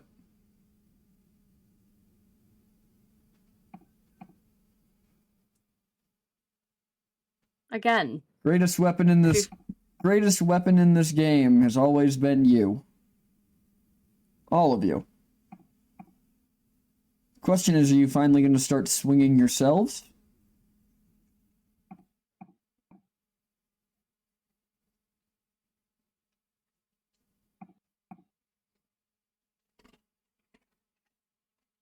Our plan is to shield first, to swing later.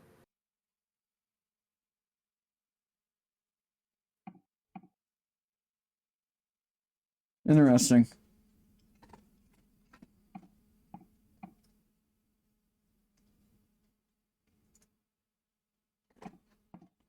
What do you think makes you all different from Roran? In all of his attempts. Just like you, Roran was only one person. I don't think that's the difference. And I think if he thought that was the problem, he would have come up with a different solution than to make you all kill him.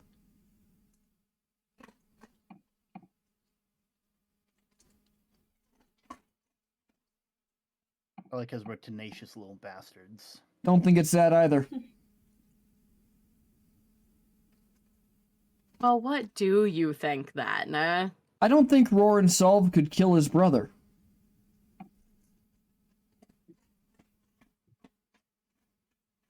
You know? Maybe the shield's not the right option. We've all tried to play that game. Consider it one last piece of advice. If the shield's lost 10 times...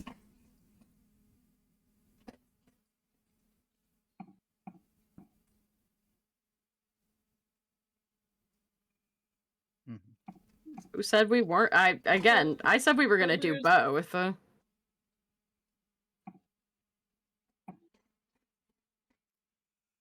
gonna look down at her little timer. It's almost out. Oh, guys, we gotta go. We gotta get back. Wow. Enjoy your eternal misery. You've definitely earned it. All I ever did was try and save the world, Newson.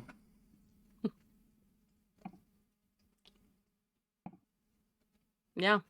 If you're around for long enough, you'll see you'll see exactly what I see. There's no fucking point.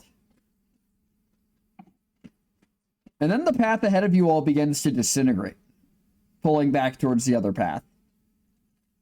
It seems like whatever allowed you to create this has decided that you've had enough conversation. Is it slow enough that we can run? Oh yeah, no, you guys can like get away from it at a brisk walk. Is it slow enough that we can run with it? Okay. Lyra's like, I think we should run, guys. The timer is really low. Belkin, you did a lot of awful things to a lot of people. But you're, at least in your own weird way, you were trying to help people. You may be at the end of your path, and you may think that your judgment has ended, but you can always change your mind. Ladies and gentlemen, beautiful words from the world's most prolific trader. What can I say? If a trader can change, so can you. And with that, Karak begins to walk back.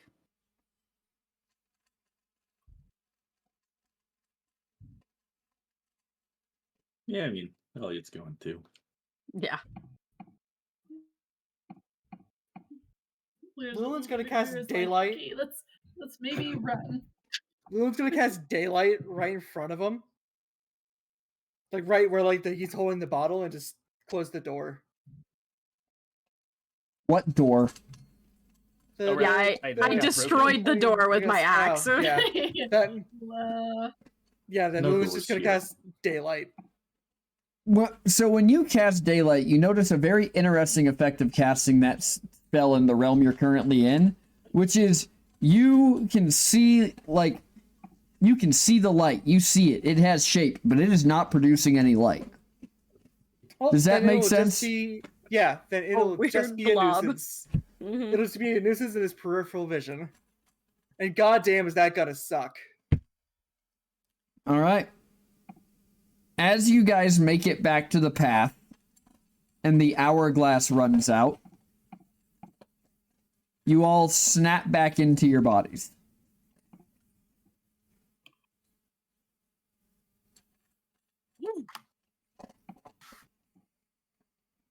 So all agreed we're not doing that again, right? Ideally. Especially not to go see the fucking Velkin. I mean, we all know the rules. He's still the fucking worst. You think that people get clarity when they die? Nah.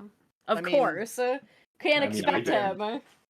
To be fair, it took me starting fully over to sort of see a bit differently, so maybe that's just what they need. But that's not for me to decide. He's his own judge, right? Fuck ass.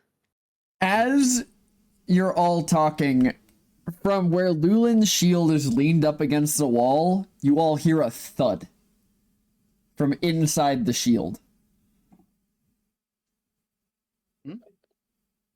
What in the heck? Okay. Lou's just gonna poke his head in. When you poke your head in, someone turns around and they go, "Oh, thank God, Lulin!" As Pharaoh pats you on the shoulder and steps out of the shield. The fuck? Oh. Holy! I understand now. Oh. Oh, it's good to be alive again. You can just do that? Of course I can just do that. I planned that years ago. Well, I didn't know anybody else could walk through the shield. I knew I could. Listen, all I needed to do was wait for you to come to the land of the dead, which I knew you were going to do because I saw the vision of it, and then I just needed you guys to remember that you had the items, and I realized that by giving Lulin the shield, I would give myself a way out, which would completely bypass the fact that I had to let the God of Hope kill me to make it happen. You know, as someone... That's great. I'm so happy for you. Now, which one of you was it who doubted... Congratulations. The entire point... Where's the small one who doubted I could tell the future? The entire point of this was to send a message. Oh, he kind of left a long time ago. Son of a bitch. Fucked up. Aren't they the mayor of Koboldia now? Yeah, he's taking care of Koboldia. Yeah, he's doing good stuff. Yeah. Hopefully. Regardless... yeah. It's time to tell you how to save the world. Oh, cool. We're just gonna get the answer. That it would be so appreciated. Kind of. It depends what I can remember. It has been 2 years, and I cannot see the vision anymore. Understandable. But... Honestly. Yeah. So does this guy have 2 eyes? He does have 2 eyes, yes. Kind of weird, dude. This is what I looked like before I had the magic eye. But, like, is this scar still there? Yeah, the scar's still there. It's kind of his, like, he has his eye back, but it is kind of the manifestation of what he thought he looked like. Kind of know what I mean? Yeah. Mm-hmm. Yeah. Like, one eye's just a little bluer and brighter than the other one, and because it's like the more idealized version. And he's kind of younger, too. Like, not by a lot, but just a little bit. Like, the Pharaoh you knew was probably, like, mid to late 40s. This Pharaoh's closer to, like, 35. He's a little younger, a little dreamier. A little more colorfully dressed. Yeah. You know, but relatable. I do know how to get you a meeting with Growth. Ooh. Oh. That's great. Walk in? Well, no. Kind of. No, not really. Have you guys had the chopping down trees conversation yet? Yes, yeah, I did suggest we become the lumberjacks. Fantastic. If we want to get a meeting with Growth, we just have to go to Stipvale and kill the Heart of the World Tree. Oh, good. Yeah, that seems like a great thing to do. They have, like, each tree has one. It'll just separate that part of the network, which is fine. If you want the meeting with Growth, it's what you have to do. It's the only thing that'll get its attention. Is there anybody in that world tree? Well, I mean, there was a whole city there before, and I think they were trying to rebuild it, but I'm guessing not on the stump of the tree. No, and even if they were, killing the heart will I mean, the tree will stop growing, but it's not gonna change really. It'll petrify. Oh, like that other tree. What other tree? The one in. What wasn't there like a petrified world tree that there like it was in the desert and the whole cult of the world tree was there. Like they had like chunks of the world tree and they were like, oh, this is. Oh God! yeah, This. As Elliot pulls out a chunk of petrified tree. Yeah, see, I remember things. Oh. Well, that answers my question on if it'll work or not. In that it will, or that it won't? The fact that I'm holding a petrified chunk of world tree means somebody's done it before. You know? Seems like there's your answer to the asshole equation. As he just tosses the petrified tree back to you, Elliot. Yeah, fair enough. So, like, is the tree gonna fight back? I don't know. Cool. All right, well. I just know what happens if it works. Which is that growth comes to talk to us, and then we can make a deal. Got it. Yeah, and it might be angry, but, I mean, that's kind of to be expected. Yeah? Kind of feels sometimes like the only way to get a god to have a moment alone with you is to, like, draw their ire, right? I mean, that's what I had to do for Hope. Absolutely. Oh, God. Every time. And it was hard enough to cut a deal with Hope to block the whole vision thing. I didn't even remember doing it until after I died. Do you remember that, like, black spot I kept telling you about? Yeah. Yeah. Mm-hmm. Cut a whole branch off the tree. But that means that asshole McGee can't see it either.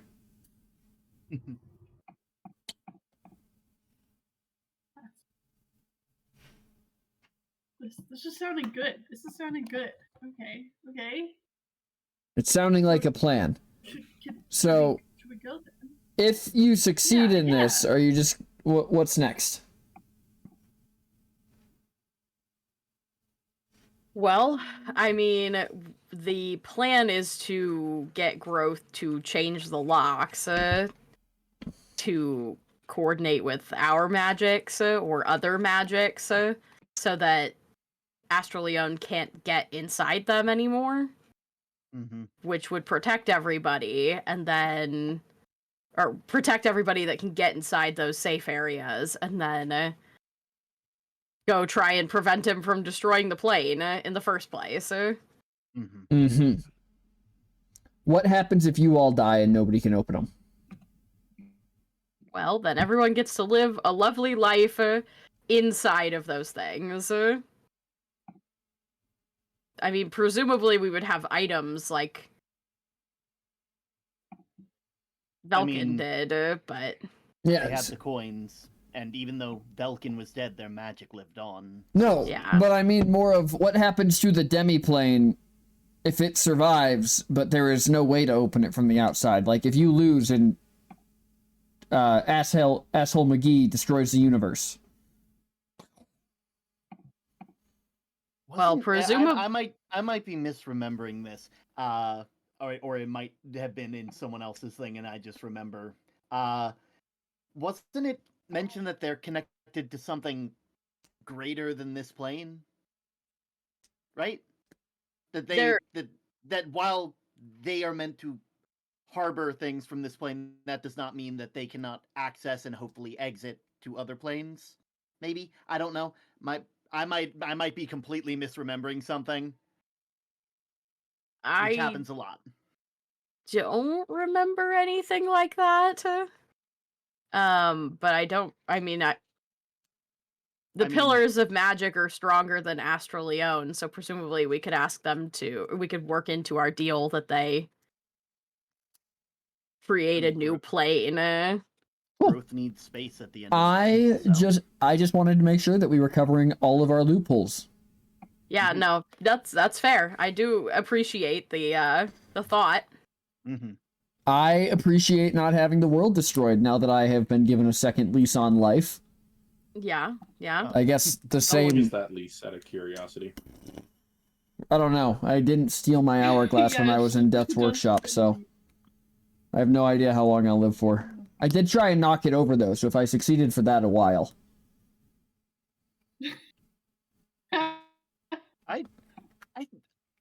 It's still so interesting that they were just like, you were supposed to walk this path so long ago, and now I'm concerned. Like, Oh. my hourglass just lost. I don't think I've or is it, introduced like- myself to you yet. Call Pharaoh. Well, Well, then Professor you, Pharaoh. Call Pharaoh. Wonderful to meet you, Professor Colfaro. Doctor. No, I never got a doctorate. I was an adventurer, not a nerd. Yeah, they Hey, if also you're a didn't like professor, you. does that, what I Didn't heard. you does that used mean to- if the world's still around that I might get to learn under you? Because I did take the application test for the college. I think I'm done with teaching. My last set of promising students got me killed. Understandable. Hey, wait a second. Everybody You needs got to yourself retire killed. now and You then. knew about that. That's true. It was more of an assisted slip and slide than anything else, but that's besides the point. Moving right along. He knew what was it was about. Yeah, I guess you could probably learn things from me. Nice. I'd have to rehire you at the college, of course. I'm not working And for you. your land has changed hands, so you're gonna have to build back up. So Actually, I think I specifically left you terms in the lease when I deeded it to you in my will that said I got it back if I came back to life. I'm pretty sure that I own the land. So Yeah. Like they're a bear. I'm You pretty sure as forfeit all I'm pretty ownership. sure as a legal claimant I can take that to court. Sure. Because Go against the because you'll Lord, I have to guess. because you'll have to remember I am technically an ambassador to the city of Stipvale, which means I have diplomatic immunity and you can't eminent domain my land. My house is technically an embassy. I believe the embassy was forfeit when you died. Yes, but you'll see in the terms of the deal. Actually, do you have my will on you? As Pharaoh and Elliot just like pull it out of the bag of holding and just begin going I can over probably pull the it. strategic loopholes in it. Like this Honestly, guy. that seems like Wait, that wait, should be in wait, every give me- contract in the D&D universe. Like, if I I was come gonna back to say. life, it's mine again. It's mine again. So we're gonna go back and forth on loopholes. We are gonna go back and forth. Competing int checks. Huh? Competing int checks. Sure. Sure. I'll roll Pharaoh's int. I know that he has a wild int. It's like a plus There's 6, always the chance dude. for a nat 20. Hang on. The very first thing I have to do. Can Lyra help Pharaoh? The first thing I have to Whoa, do. whoa, whoa, whoa, whoa, The whoa. first thing I have to do is roll his 3 divination dice for the day. Oh my Sorry, god. Don't mind me. I need to roll my 3 divination dice for the day. You do indeed. Oh, fuck. Oh Well, Pharaoh my lost. Oh my! Two nat 20s? Okay, wait. We need to go do our So, big okay. fight right We're now. not. Yeah, no Guys, kidding. guys. So we're gonna. We need to. So Pharaoh and Elliot, I'm just gonna base it off of those. You can keep those as your dice for 24 hours. You will not be in any combats, apparently, as it turns out. Oh my god. As you and Pharaoh get to the very end of it, Elliot, and it is a pristine document, and Pharaoh goes, you know, you missed the one thing that I was worried you would miss. Right there at the top, I spelled my name wrong. God damn. So it is an airtight contract, but it is not deeding the land back to him. So it is deeding it back to somebody named Paul Pharaoh. On the condition of Paul's returnal to life, it is deeded to somebody who is not him. He is willing to overlook this if you are as well, Elliot, and just let him go back to living in his house. How about we consider it a lease for the remainder of your life? That works. Cool. I really hope I knocked over that hourglass. It's a bet for us both, to be sure. If you used any spell slots or anything, or you took any damage or anything in the spirit realm, no, you didn't. So everyone should be Yippee! long rested right now. Yeah. Got it. We'll just do that. I don't think I have anything missing, but I don't think And then what do we want? just in case. What are you guys doing? Well, This I guy's guess we gotta master go to- plan finally came to I think we need to fruition. go find something. I guess we gotta go. I know. I thought you didn't want us to fight because we gotta go stab a tree. I didn't say that was going to be a fight. I mean, to be fair, I guess I gotta go actually it's- be a isn't it a stump lumberjack. now? So it's just kind of kicking it while it's down. Oh my god. That's really sad. Okay, let's go. I can't believe I got Kill a- the. I kill a can't dead believe. tree. I can't believe I got the weapon that is going to kill the Stipvale World Tree in Stipvale. That seems kind of fucked up. I know Destiny's a wild thing, right? Yep. Mm-hmm. Take it away, guys. You're Well, yeah, Okay, well, like we can travel to the other yeah. tree. Describe what you're doing. pulling out our druid stones and teleporting there.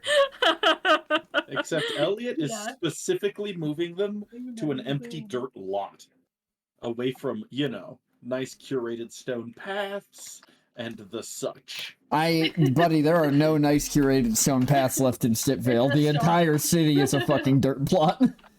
We're going to Stipvale. Where are we coming from? Oh fuck! Inside the world tree, your druid stones don't even do work in here. Oh, so we have to leave the world tree. Yeah, you guys have to leave this and go back to Rook's Rest. And Rook's Rest, honestly, is kind of a dirt lot too right now. Yeah. No, but like Now there's it was a people in dirt. It was a houses and homes. Yeah, I'm not that worried. well, yeah, but none of those people are there because the entire thing's in a frozen bubble right now. Mm-hmm. Fair enough. All right, you guys exit the world tree using the coin. Mm-hmm. And you find yourselves in Rook's Rest.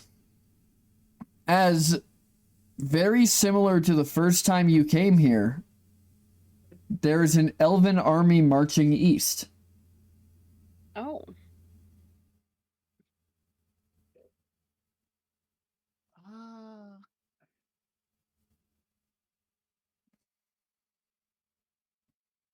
I mean, they're on our side, so we could redirect them. Send them to tell them to stay here. Keep an eye on Guard the this. trees. Yeah. I don't think me and Nuzes are going to fit in the basement again. I think we've grown a little bit. Mm-hmm. As you guys are deciding what to do, from the back of one of the wagons in the wagon train, you hear, "Ah, you then wait, hang on. More wine, please." Yes, as you hear Razzlethar, like, demanding wine from a soldier from the back of a wagon. As he, like, the wagon goes by and he sees you all, he goes, "Ah, friend!" And just holds out a hand and waves at you. Zoltar! Blair's waving back. We are off What are you doing? we are off to fight in glorious war. Ah, yes. What are you doing? Why are you here? Are we not meeting you at glorious war? Well, Yeah, don't worry. We're bouncing around. yeah. Don't worry about it. We're setting up all the pieces for a glorious war that we're going to win more easily, hopefully. Ah, well, the dragons will be ready. Cool. Thank you. Oh, Razzlethar. one has asked, when will you be supplying sheep for the eating? Do we need to do that before the glorious war or after the glorious war? Well, it is important to load up on calories before the glorious war, definitely. A well-fed army is a fast-fighting army. Oh, I don't care about the army. I'm talking about Razzlethar. They do not call me the Devourer for no reason. Oh, yeah. And you have a distinct lack of giant Blair's cows. kind of like, Steve. Mm-hmm. Lyra's like kind of stage whispering, and she's like, "Certainly, Elliot's like a king, right? Are you guys following this, or are you guys just getting louder and louder as this guy rolls away from you on the back of this wagon? I think if he's actively rolling away, Lyra will just be like, "We'll get that to you soon, buddy. So soon." You don't make promises to Razzlethar that you don't intend to keep. I will hold you to that, Lyra Dreamshadow. We do intend to keep them. Don't you have cows, Elliot? You're like a king or something, right? Where in the Lord's name do you think I would get cattle? Explain that. I don't know. You inherited Have like you a ever lot of seen cattle around Apud? Have you Is seen it a not single possible sheep? for Apud to trade for cattle? I don't know. But you're like, aren't you? I'd just like your to brother's a remind you king. all that he did ask for sheep, Well, not cows. Also, You all Lyra, I hate- chose cows all on your own just then. Also, Lyra, I hate to be the bearer of bad news, but their brother isn't the king anymore. There is no king. Oh my god, who the hell has sheep or livestock? Okay, we'll figure it out. That seems the like a barony problem. can No. obviously trade with. That seems like a problem you need to figure out, Lyra. You just promised that man livestock. Well, that's He's a not- dragon. Literally, how hard could it be to get some livestock? How much Well, did a cow cost? How hard $10. could it be? Yeah. Almost You've as if actually in been almost as to a if in livestock almost trade, have you? almost as No. if in response to Lyra saying, "How hard can it be to get livestock?" The ground beneath all of your feet begins to shake, and I need everyone to give me a dexterity saving throw. Oh, good. Oh. As Elliot chooses to fail. as you guys are experiencing an earthquake. Elliot just Elliot dramatically chooses to fail. flops onto the ground. Yeah. Yeah. Okay. So Nuzin and Lyra, you're good. Lulin, you're kind of stumbling. Karak, you fall over. Guards are going down. One of the wagons breaks off Razzlethar's wagon. Like one of the wheels breaks off, and you hear him curse and then you hear a wine bottle smash. And then after about 30 seconds of like intense shaking, it's an earthquake. The buildings are shaking. It's loud, but you guys are in an open place. So, there's not a huge amount of risk to you as long as the mountains don't cause a rock slide, which they don't. Mm-hmm. And then it stops. What was that?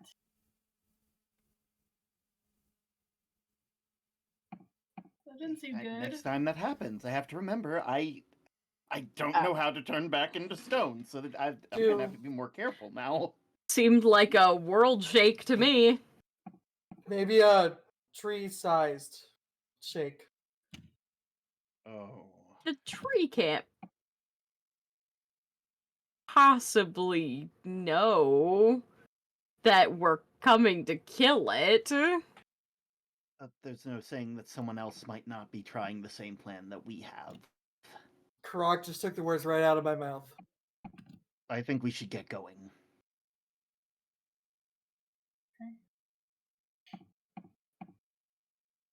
Well, I'm Nusa following. pulls out her rock. Lead the way. All right, let's go. Nusa's gonna pull out her rock and go to Stipvale. All right. As you step, okay, so are you going to the top of the trunk? You going to the base of the tree? You going to the edge of the walls? Probably the base. That was where the entry to the under area was, wasn't it? The entrance to the barrows was near the base of the walls. Okay. Because it was old tree root tunnels that they had cleared when they were expanding the city. Okay. That's probably where she put them then, because that is the place that we kind of went in and out of the most. So it's that wasn't on the actual tree, which isn't an option now. So. All right. As this door opens and you all step through it, you find yourself You find yourself standing on the edge of the walls of what used to be Sipvale proper. There's still a lot of wreckage, but it's been 2 years, so most of it's either deteriorated away or washed away. And you see the large stump of the tree, and then off towards the other wall is the large collapsed, like, trunk of the tree itself. But the stump of the tree has massive chunks ripped out of it, like something was slammed into it again and again. But other than that, it's completely quiet here.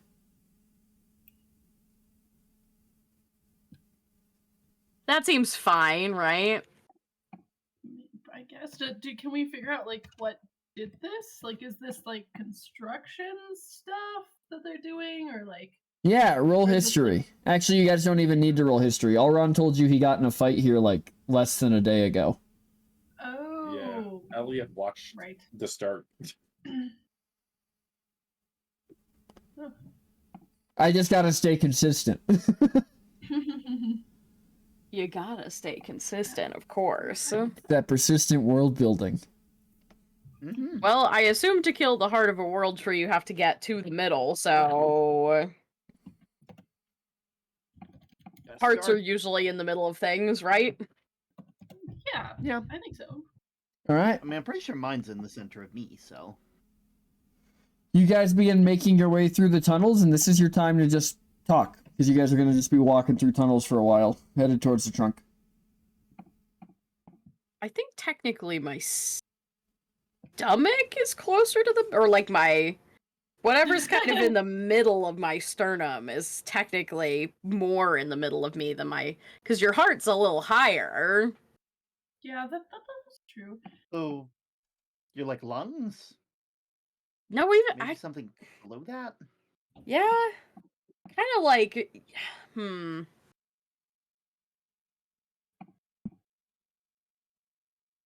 I don't know. That's I feel like I've thought too much about it already.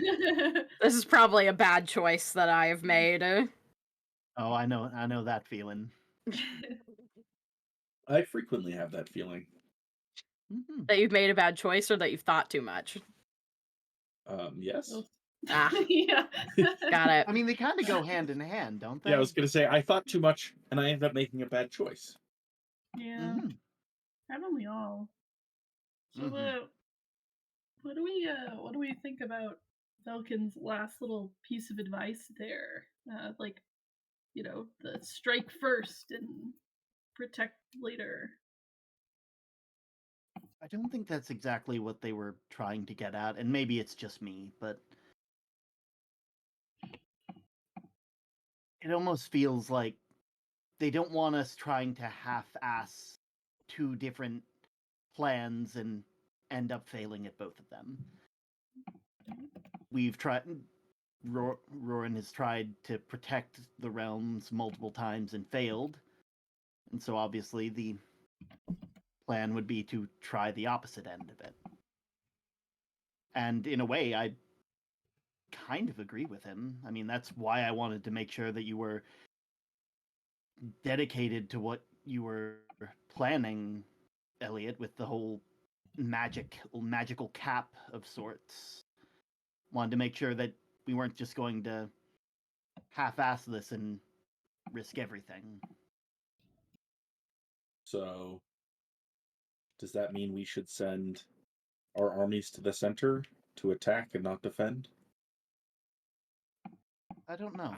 I think if we successfully can change the locks, we won't need to worry as much about defending each of the world trees, because they won't be able to easily get inside. So if we can change the locks, we should send the armies to the main. Yeah. Yeah. I mean, the armies are already going to the center. We haven't told anybody to not do that. Yeah. I think that what it would be is that, we would catch... If we do this, if we can make this deal, then we'll be good to just focus all our energy. Mm-hmm. Right. Won't have any distractions. Probably got to make sure our armies don't turn on each other, though. Whatever that was about. Well, I can at least revisit that vision once we change the future, hopefully, significantly enough. And it may alter the outcome that it shows. Fair. Yeah.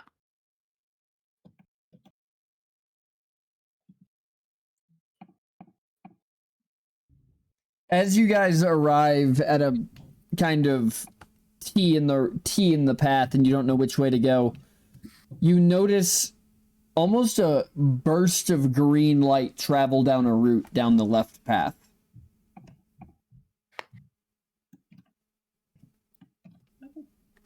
I guess he's left. Oh, guys, I feel so sad about hurting the tree. It's helping us. Or I guess maybe it's not. Maybe we should go the other way. Yeah, that's the question, isn't it? I mean,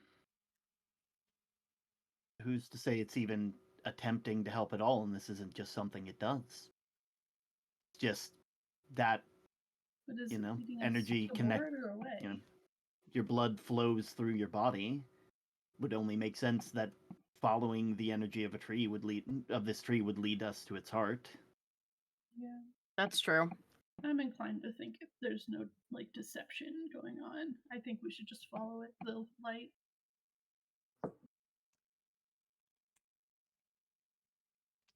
But I guess I'm always inclined to think there's no deception going on. So. Left. Karak, I wish I could have your optimism that this tree isn't as conscious as.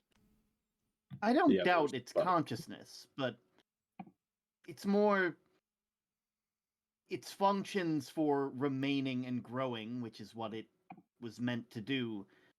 I feel its base nature, trumps any attempt at deception. Can't exactly stop breathing if you need to breathe and you need your blood to circulate and you need all of these things, and you cannot hold them and hide yourself for long. It is something that must happen if you wish to continue to survive and grow and thrive. That is my logic here. I'm not this is less optimism and more just general observation. Well, Karak, when a tree falls, it grows back to the foliage, the underbrush. The land reclaims its nutrients. It is named growth because even if it falls, it still does just that. It breaks my heart a little bit. Yeah. Thinking about doing this.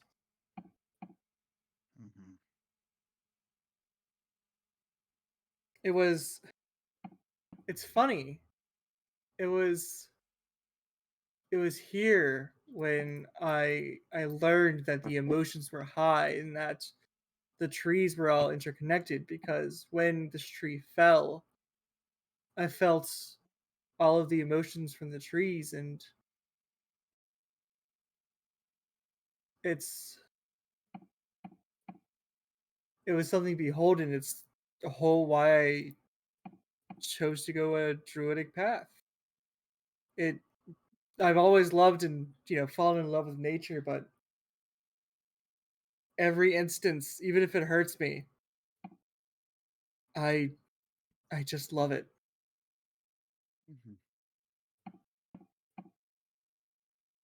There's another little pulse of green off to the left.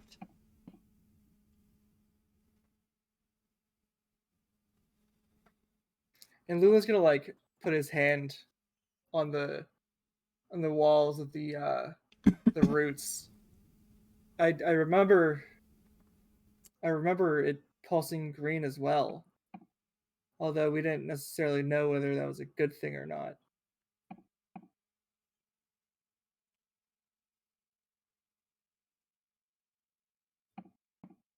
I wonder what your world tree feels, Karak. It's connected, it's strong. It's also new and doesn't I wonder have doesn't have as much history. It has to rely on its siblings to see any further back, I would assume.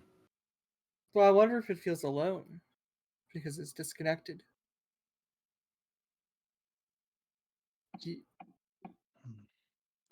Yeah, it's born of the same seed, but even being all the way out there, I wonder if it's alone. I mean, it's definitely further, but it's still connected. I was able to travel all the way out there using little runestones where I took Ambassador Starwatcher to. It was nice to see again, even if the piece that I thought was going on there wasn't exactly correct. It was, but it is connected. It's just further. Left or right? Left. Left. Okay. Left. Feel free to continue. I'll let you know when you come to the next branch. You guys weren't supposed to agree with me. Fuck. No, we all decided on left. We're following the lights. Yeah. Yeah. It's like Karak was like, yeah, lights. It's leading to the heart. There's no debate there. We're all trusting little babies. Yep. Except for Elliot. All right. Except for Elliot, who's mad. Probably. Yeah. After some time, you find yourself in a large chamber at the center of which, kind of hanging attached to the chamber with roots from the top and the bottom, is this kind of glowing green, I don't know, root ball, I guess is probably the best way to describe it. Yeah. Like it's not like a nasty squishy like organic heart, but like it kind of vaguely looks like a heart. It's very clearly holds a ton of magic or something else in it. Mm-hmm. Would you say it's similar to like the like that world tree nexus thing we found that beholder around? Well, that robotic beholder in? Kinda. Very like similar. Kind of, yeah. Like for the world, this specific. This seems to be more of a convergence of energy than of like roots, like the other one was. But yeah, very similar, I would say. Mm-hmm. The light is occasionally pulsing into this, and then pulsing back out the top into the rest of the tree. What are you guys doing? Elliot is going to approach. Okay. And he has, with mild success, communicated with world trees before. As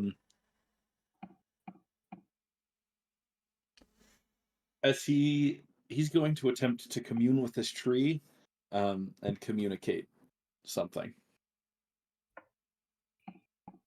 Are you gonna message it to me? No, I'll say it out loud. What is it? This tree communicates via vibes, or at least back to us, or maybe we just can only understand the vibes. But Elliot is going to request that it channels the energy here into new growth above, into the tree above, as he wishes to get growth's attention, and he will communicate that fact that he wishes to get growth's attention. The tree responds almost not aggressively, but almost shoving you out, and says, "One cannot demand growth." Didn't demand. I requested.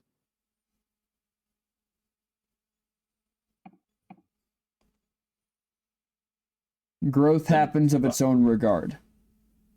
Your request was denied. Instructions unclear.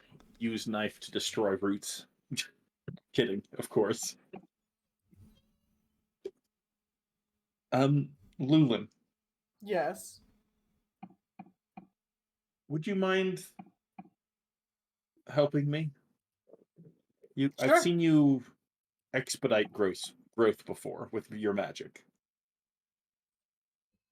Yeah. How would you feel about doing that again, but we try to use both our magics? No harm in trying. Well, there might be, but we'll see. I mean, I already felt it earlier. That's true. We've been able to connect before. Yeah. Still new to it, but let's give it a go. Lulin's just gonna shake his limbs out, sit down, start meditating, and then he's just gonna reach out a hand towards you, and then he's going to lay his other hand onto the heart, or like towards the heart, not necessarily like touching it. Yeah. Elliot will commune, trying to sort of everyone but Elliot and Lulin. Everyone but Elliot and Lulin, mute me. Okie dokie.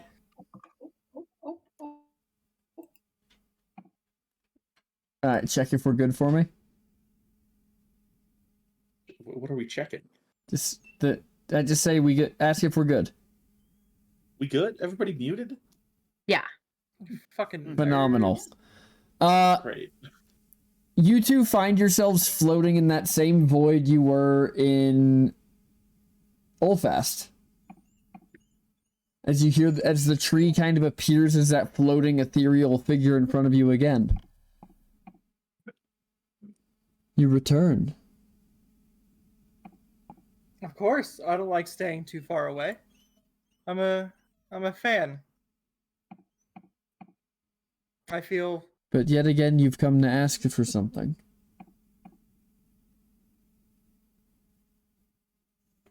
Maybe. Has your war gotten so large that you must request aid again? It is to the point where we would like to hope that this will be the last time. And how much is one to prune a plant before it can never recover? Is it for the plant or the gardener to decide? It is for the gardener to decide, is it not? Is it? The gardener has seen many plants. The plant only knows themselves. But a gardener does not know what it feels to be a plant. This is true. The gardener listens. The gardener pays attention. But it's true, the gardener cannot know what it means to be the plant. But the plant can exist without the gardener. The gardener is not a gardener without the plant. It depends on the plant. Have you come to ask us to prune? Or have you come to be the plant?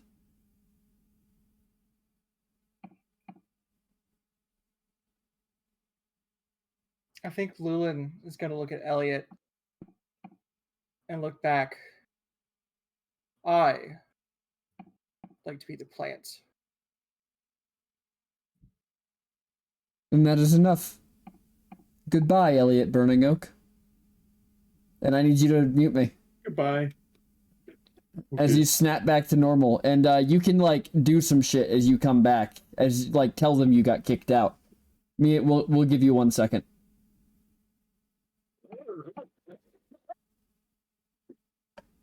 Alright. Lulin, bold speaker.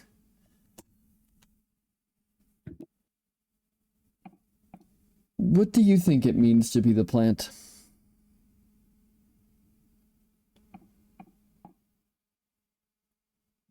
Lulin. It means to be community, an ecosystem. To protect the small ones and to reach skyward. So your leaves can hang over, protect, and gain the nutrients to be strong and willful for those to bear in the future. Once you said that you would give yourself to save others. Would you do the same to speak to growth? without a doubt. Very well. And you find yourself standing in a clearing. As a young man, a young elvish man, just kind of turns and looks at you and goes, "Oh." It's wonderful to finally meet you. It's wonderful to meet you too, I suppose. The trees have been raving about you since I've been back. Hopefully good things. But I can understand why not so many good things. With especially everything that's going on. Mm-hmm. What have you come to speak to me about? I wish to end this cycle and to hopefully there won't be another war after this. Not on this scale. I want to keep the trees alive. I want to keep the people alive. I want to keep this world intact. And if that means I have to give up my life to protect my wife and my family, then I will happily do so when my body becomes lifeless. Mm. Once I drop. Too vague. No? Then do you have a counter offer? You all came here for something specific, I'm assuming. We wish to change the locks. And there it But is. I wanted you to understand where I am on my future goals before that being spoken.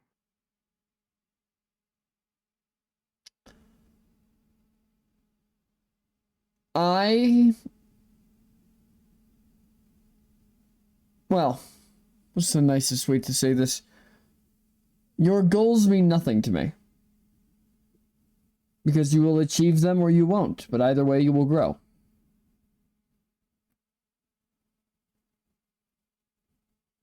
Of course. But you're asking me to change something. So how does it grow?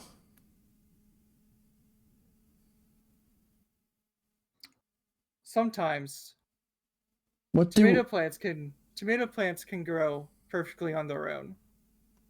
Sometimes they need a little support. And you're offering to be that support. If it means to carry it all on my shoulders, absolutely. To bind yourself to the plants themselves. Yes. Which I would like to reiterate. My body goes to you once it can no longer move. Once it drops lifeless to my last breath. That is not how deals are made with magic. The deals cost more. Not a deal with a god with time limits and impositions and ifs and buts, but deals of certainty. If you do this when the moment is called, you are either you either vow to be the support or you don't. If you reinforce the locks and bind them to yourself, I will use my magic to change them. But the cost will be you, Ludlin Bold Speaker, whenever you are called.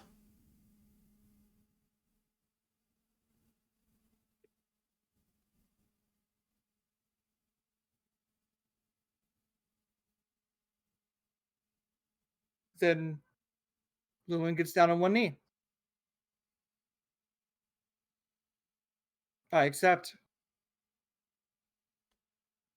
Then through these words I bind you.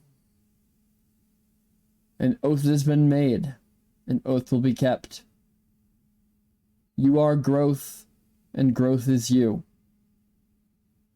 But your life forever belongs to the bloom. And the locks will only be broken when the heart of the world tree within you ceases beating. And you are shunted back to the real world, and tell everyone to unmute me. Hey, party time. Get back here. Ah. Does that mean to unmute? Yeah, that's party time. Okay. Party time is together time, baby. Hello. So we're gonna talk about what's happening for you guys. So you watch them both lean down and touch this tree, and both of their eyes begin glowing green, and you hear all the words they're saying. Mm-hmm.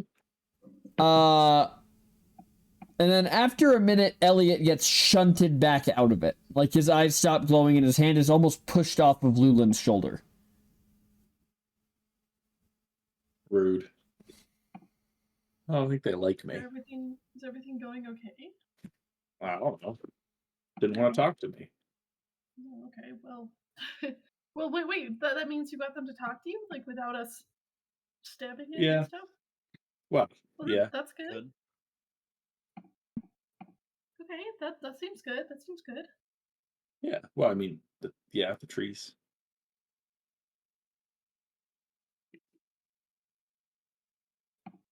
We're also still talking to Lulin, which is nice to see. I mean, expected. Yeah. Can't think of anybody else that growth would. As you all watch, the green I don't know that we were... from the heart begins to flow down and into Lulin's hand. As Lulin slowly begins to glow and the tree begins to lose color.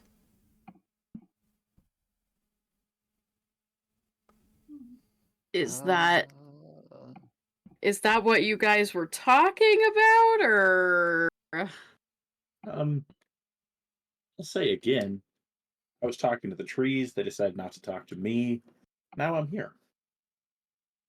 I'm sure maybe Lulin has it under control, right? Probably. As you watch Nugent to stop this. Starting at the heart, the tree begins to turn to stone.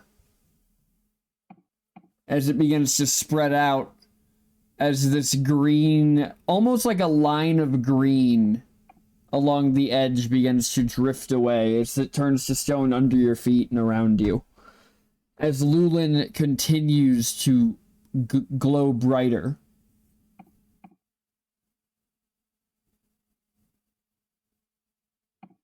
And then, in a flash, all the light is gone. Except for a single green light coming deep from within the chest of Lulin Boldspeaker.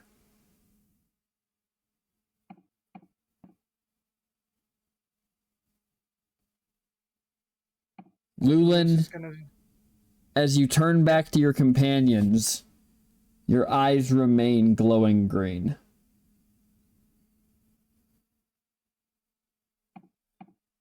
Did it work? How did it go? What happened to you?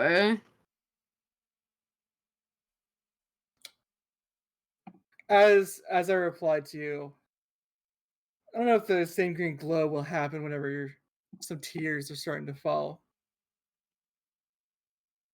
I made the same deal. The same deal? As Velkin. Didn't we need to improve upon that deal by mentioning that we needed the world to be remade if it got destroyed? That's an if I don't want to believe. You have a God. Lulin, you have a feeling in your heart that whatever you talked to understood your intentions on top of just the specific wording. Yeah. Yes. And you can convince them of that if you can convince them of that. You feel that way. There are reasons the rest of them would not. Yeah, absolutely. I don't think I'm gonna.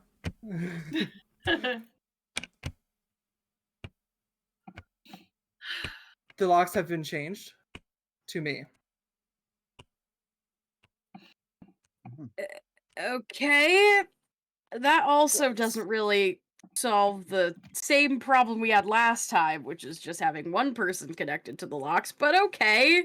Was sure. the goal not to change the locks? It was to change them, but now you just become the target instead of Elkin's power. Yeah, it's not. I don't have his yet. All right. Okay. Sure.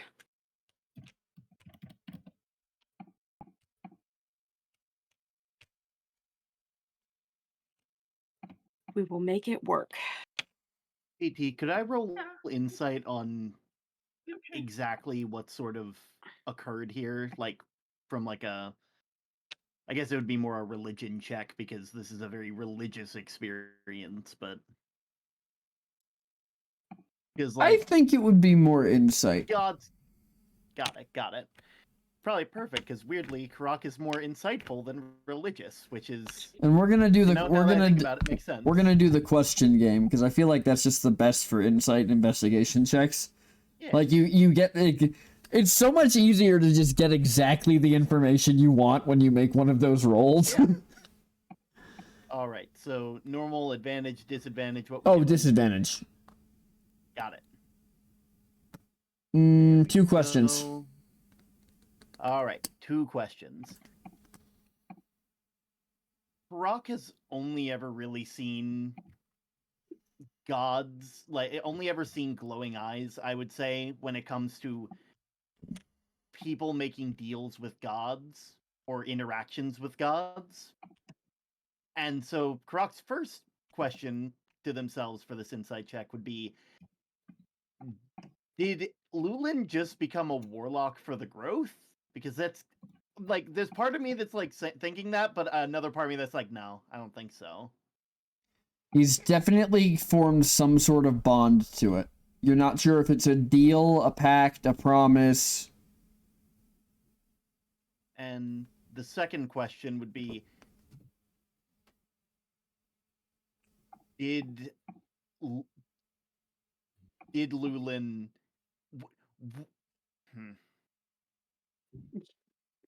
Trying to word this right, because I feel that.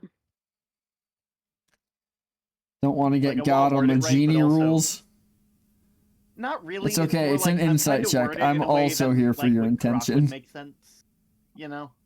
Trying to make sure that I'm wording it in a way that Karak would understand it, and does weirdly this would be based on the way that Lulin is speaking and talking about this. Does Karak believe that Lulin believes they made the right choice? That they did everything they needed to do? I will say that you are going to get the correct answer, but Brando, they are going to be correct. So does Lulin feel like he made the right choice? Absolutely. All right. Yeah, Lulin is 100% confident they made the right choice. Karak kind of like after. Can I add more to that answer? Yeah. Sure. Absolutely. With PT, with Lulin and his beliefs and what he loves about the World Tree and is about protection, he may have made the same deal, but not with the same mindset. He believes in his mind he absolutely made the right decision. Karak kind of like is looking like like Lulin up and down, like looking for any like small, like the thing, like sort of pondering on how they're responding, and just nods, and it's just like, I think we're good. To describe a face on Lulin would be emotional and confident. Maybe leaning more towards emotional than confidence, but it's definitely emotional and confident. Brock just kind of nods, and it's just like, I think we got what we came here for.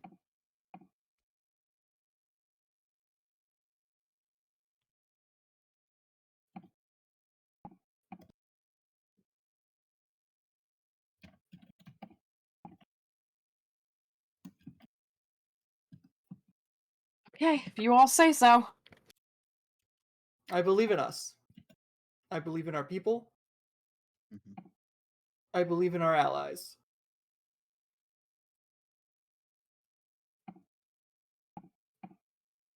Right there with you.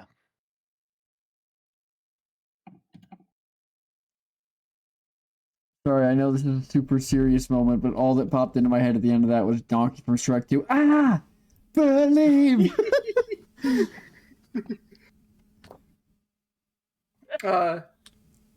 Lulin will walk directly up to Newsen and just a big old hug, big old, snoot to snoot, forehead to forehead. I believe. No, I trust everything into you. To each of you.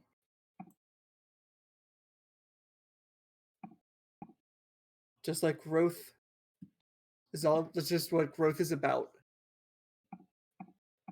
We have all grown. But I especially could not be more proud of you, Newsen.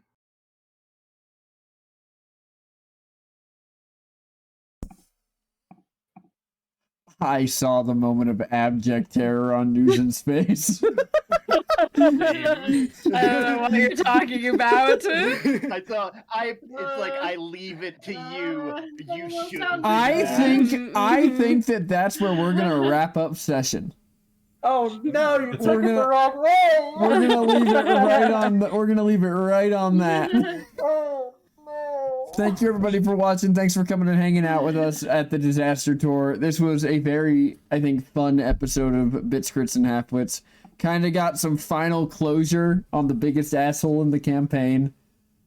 Still the biggest asshole in the campaign. Did you think I was going to change him? Did that man seem at all reflective to you? No, definitely not.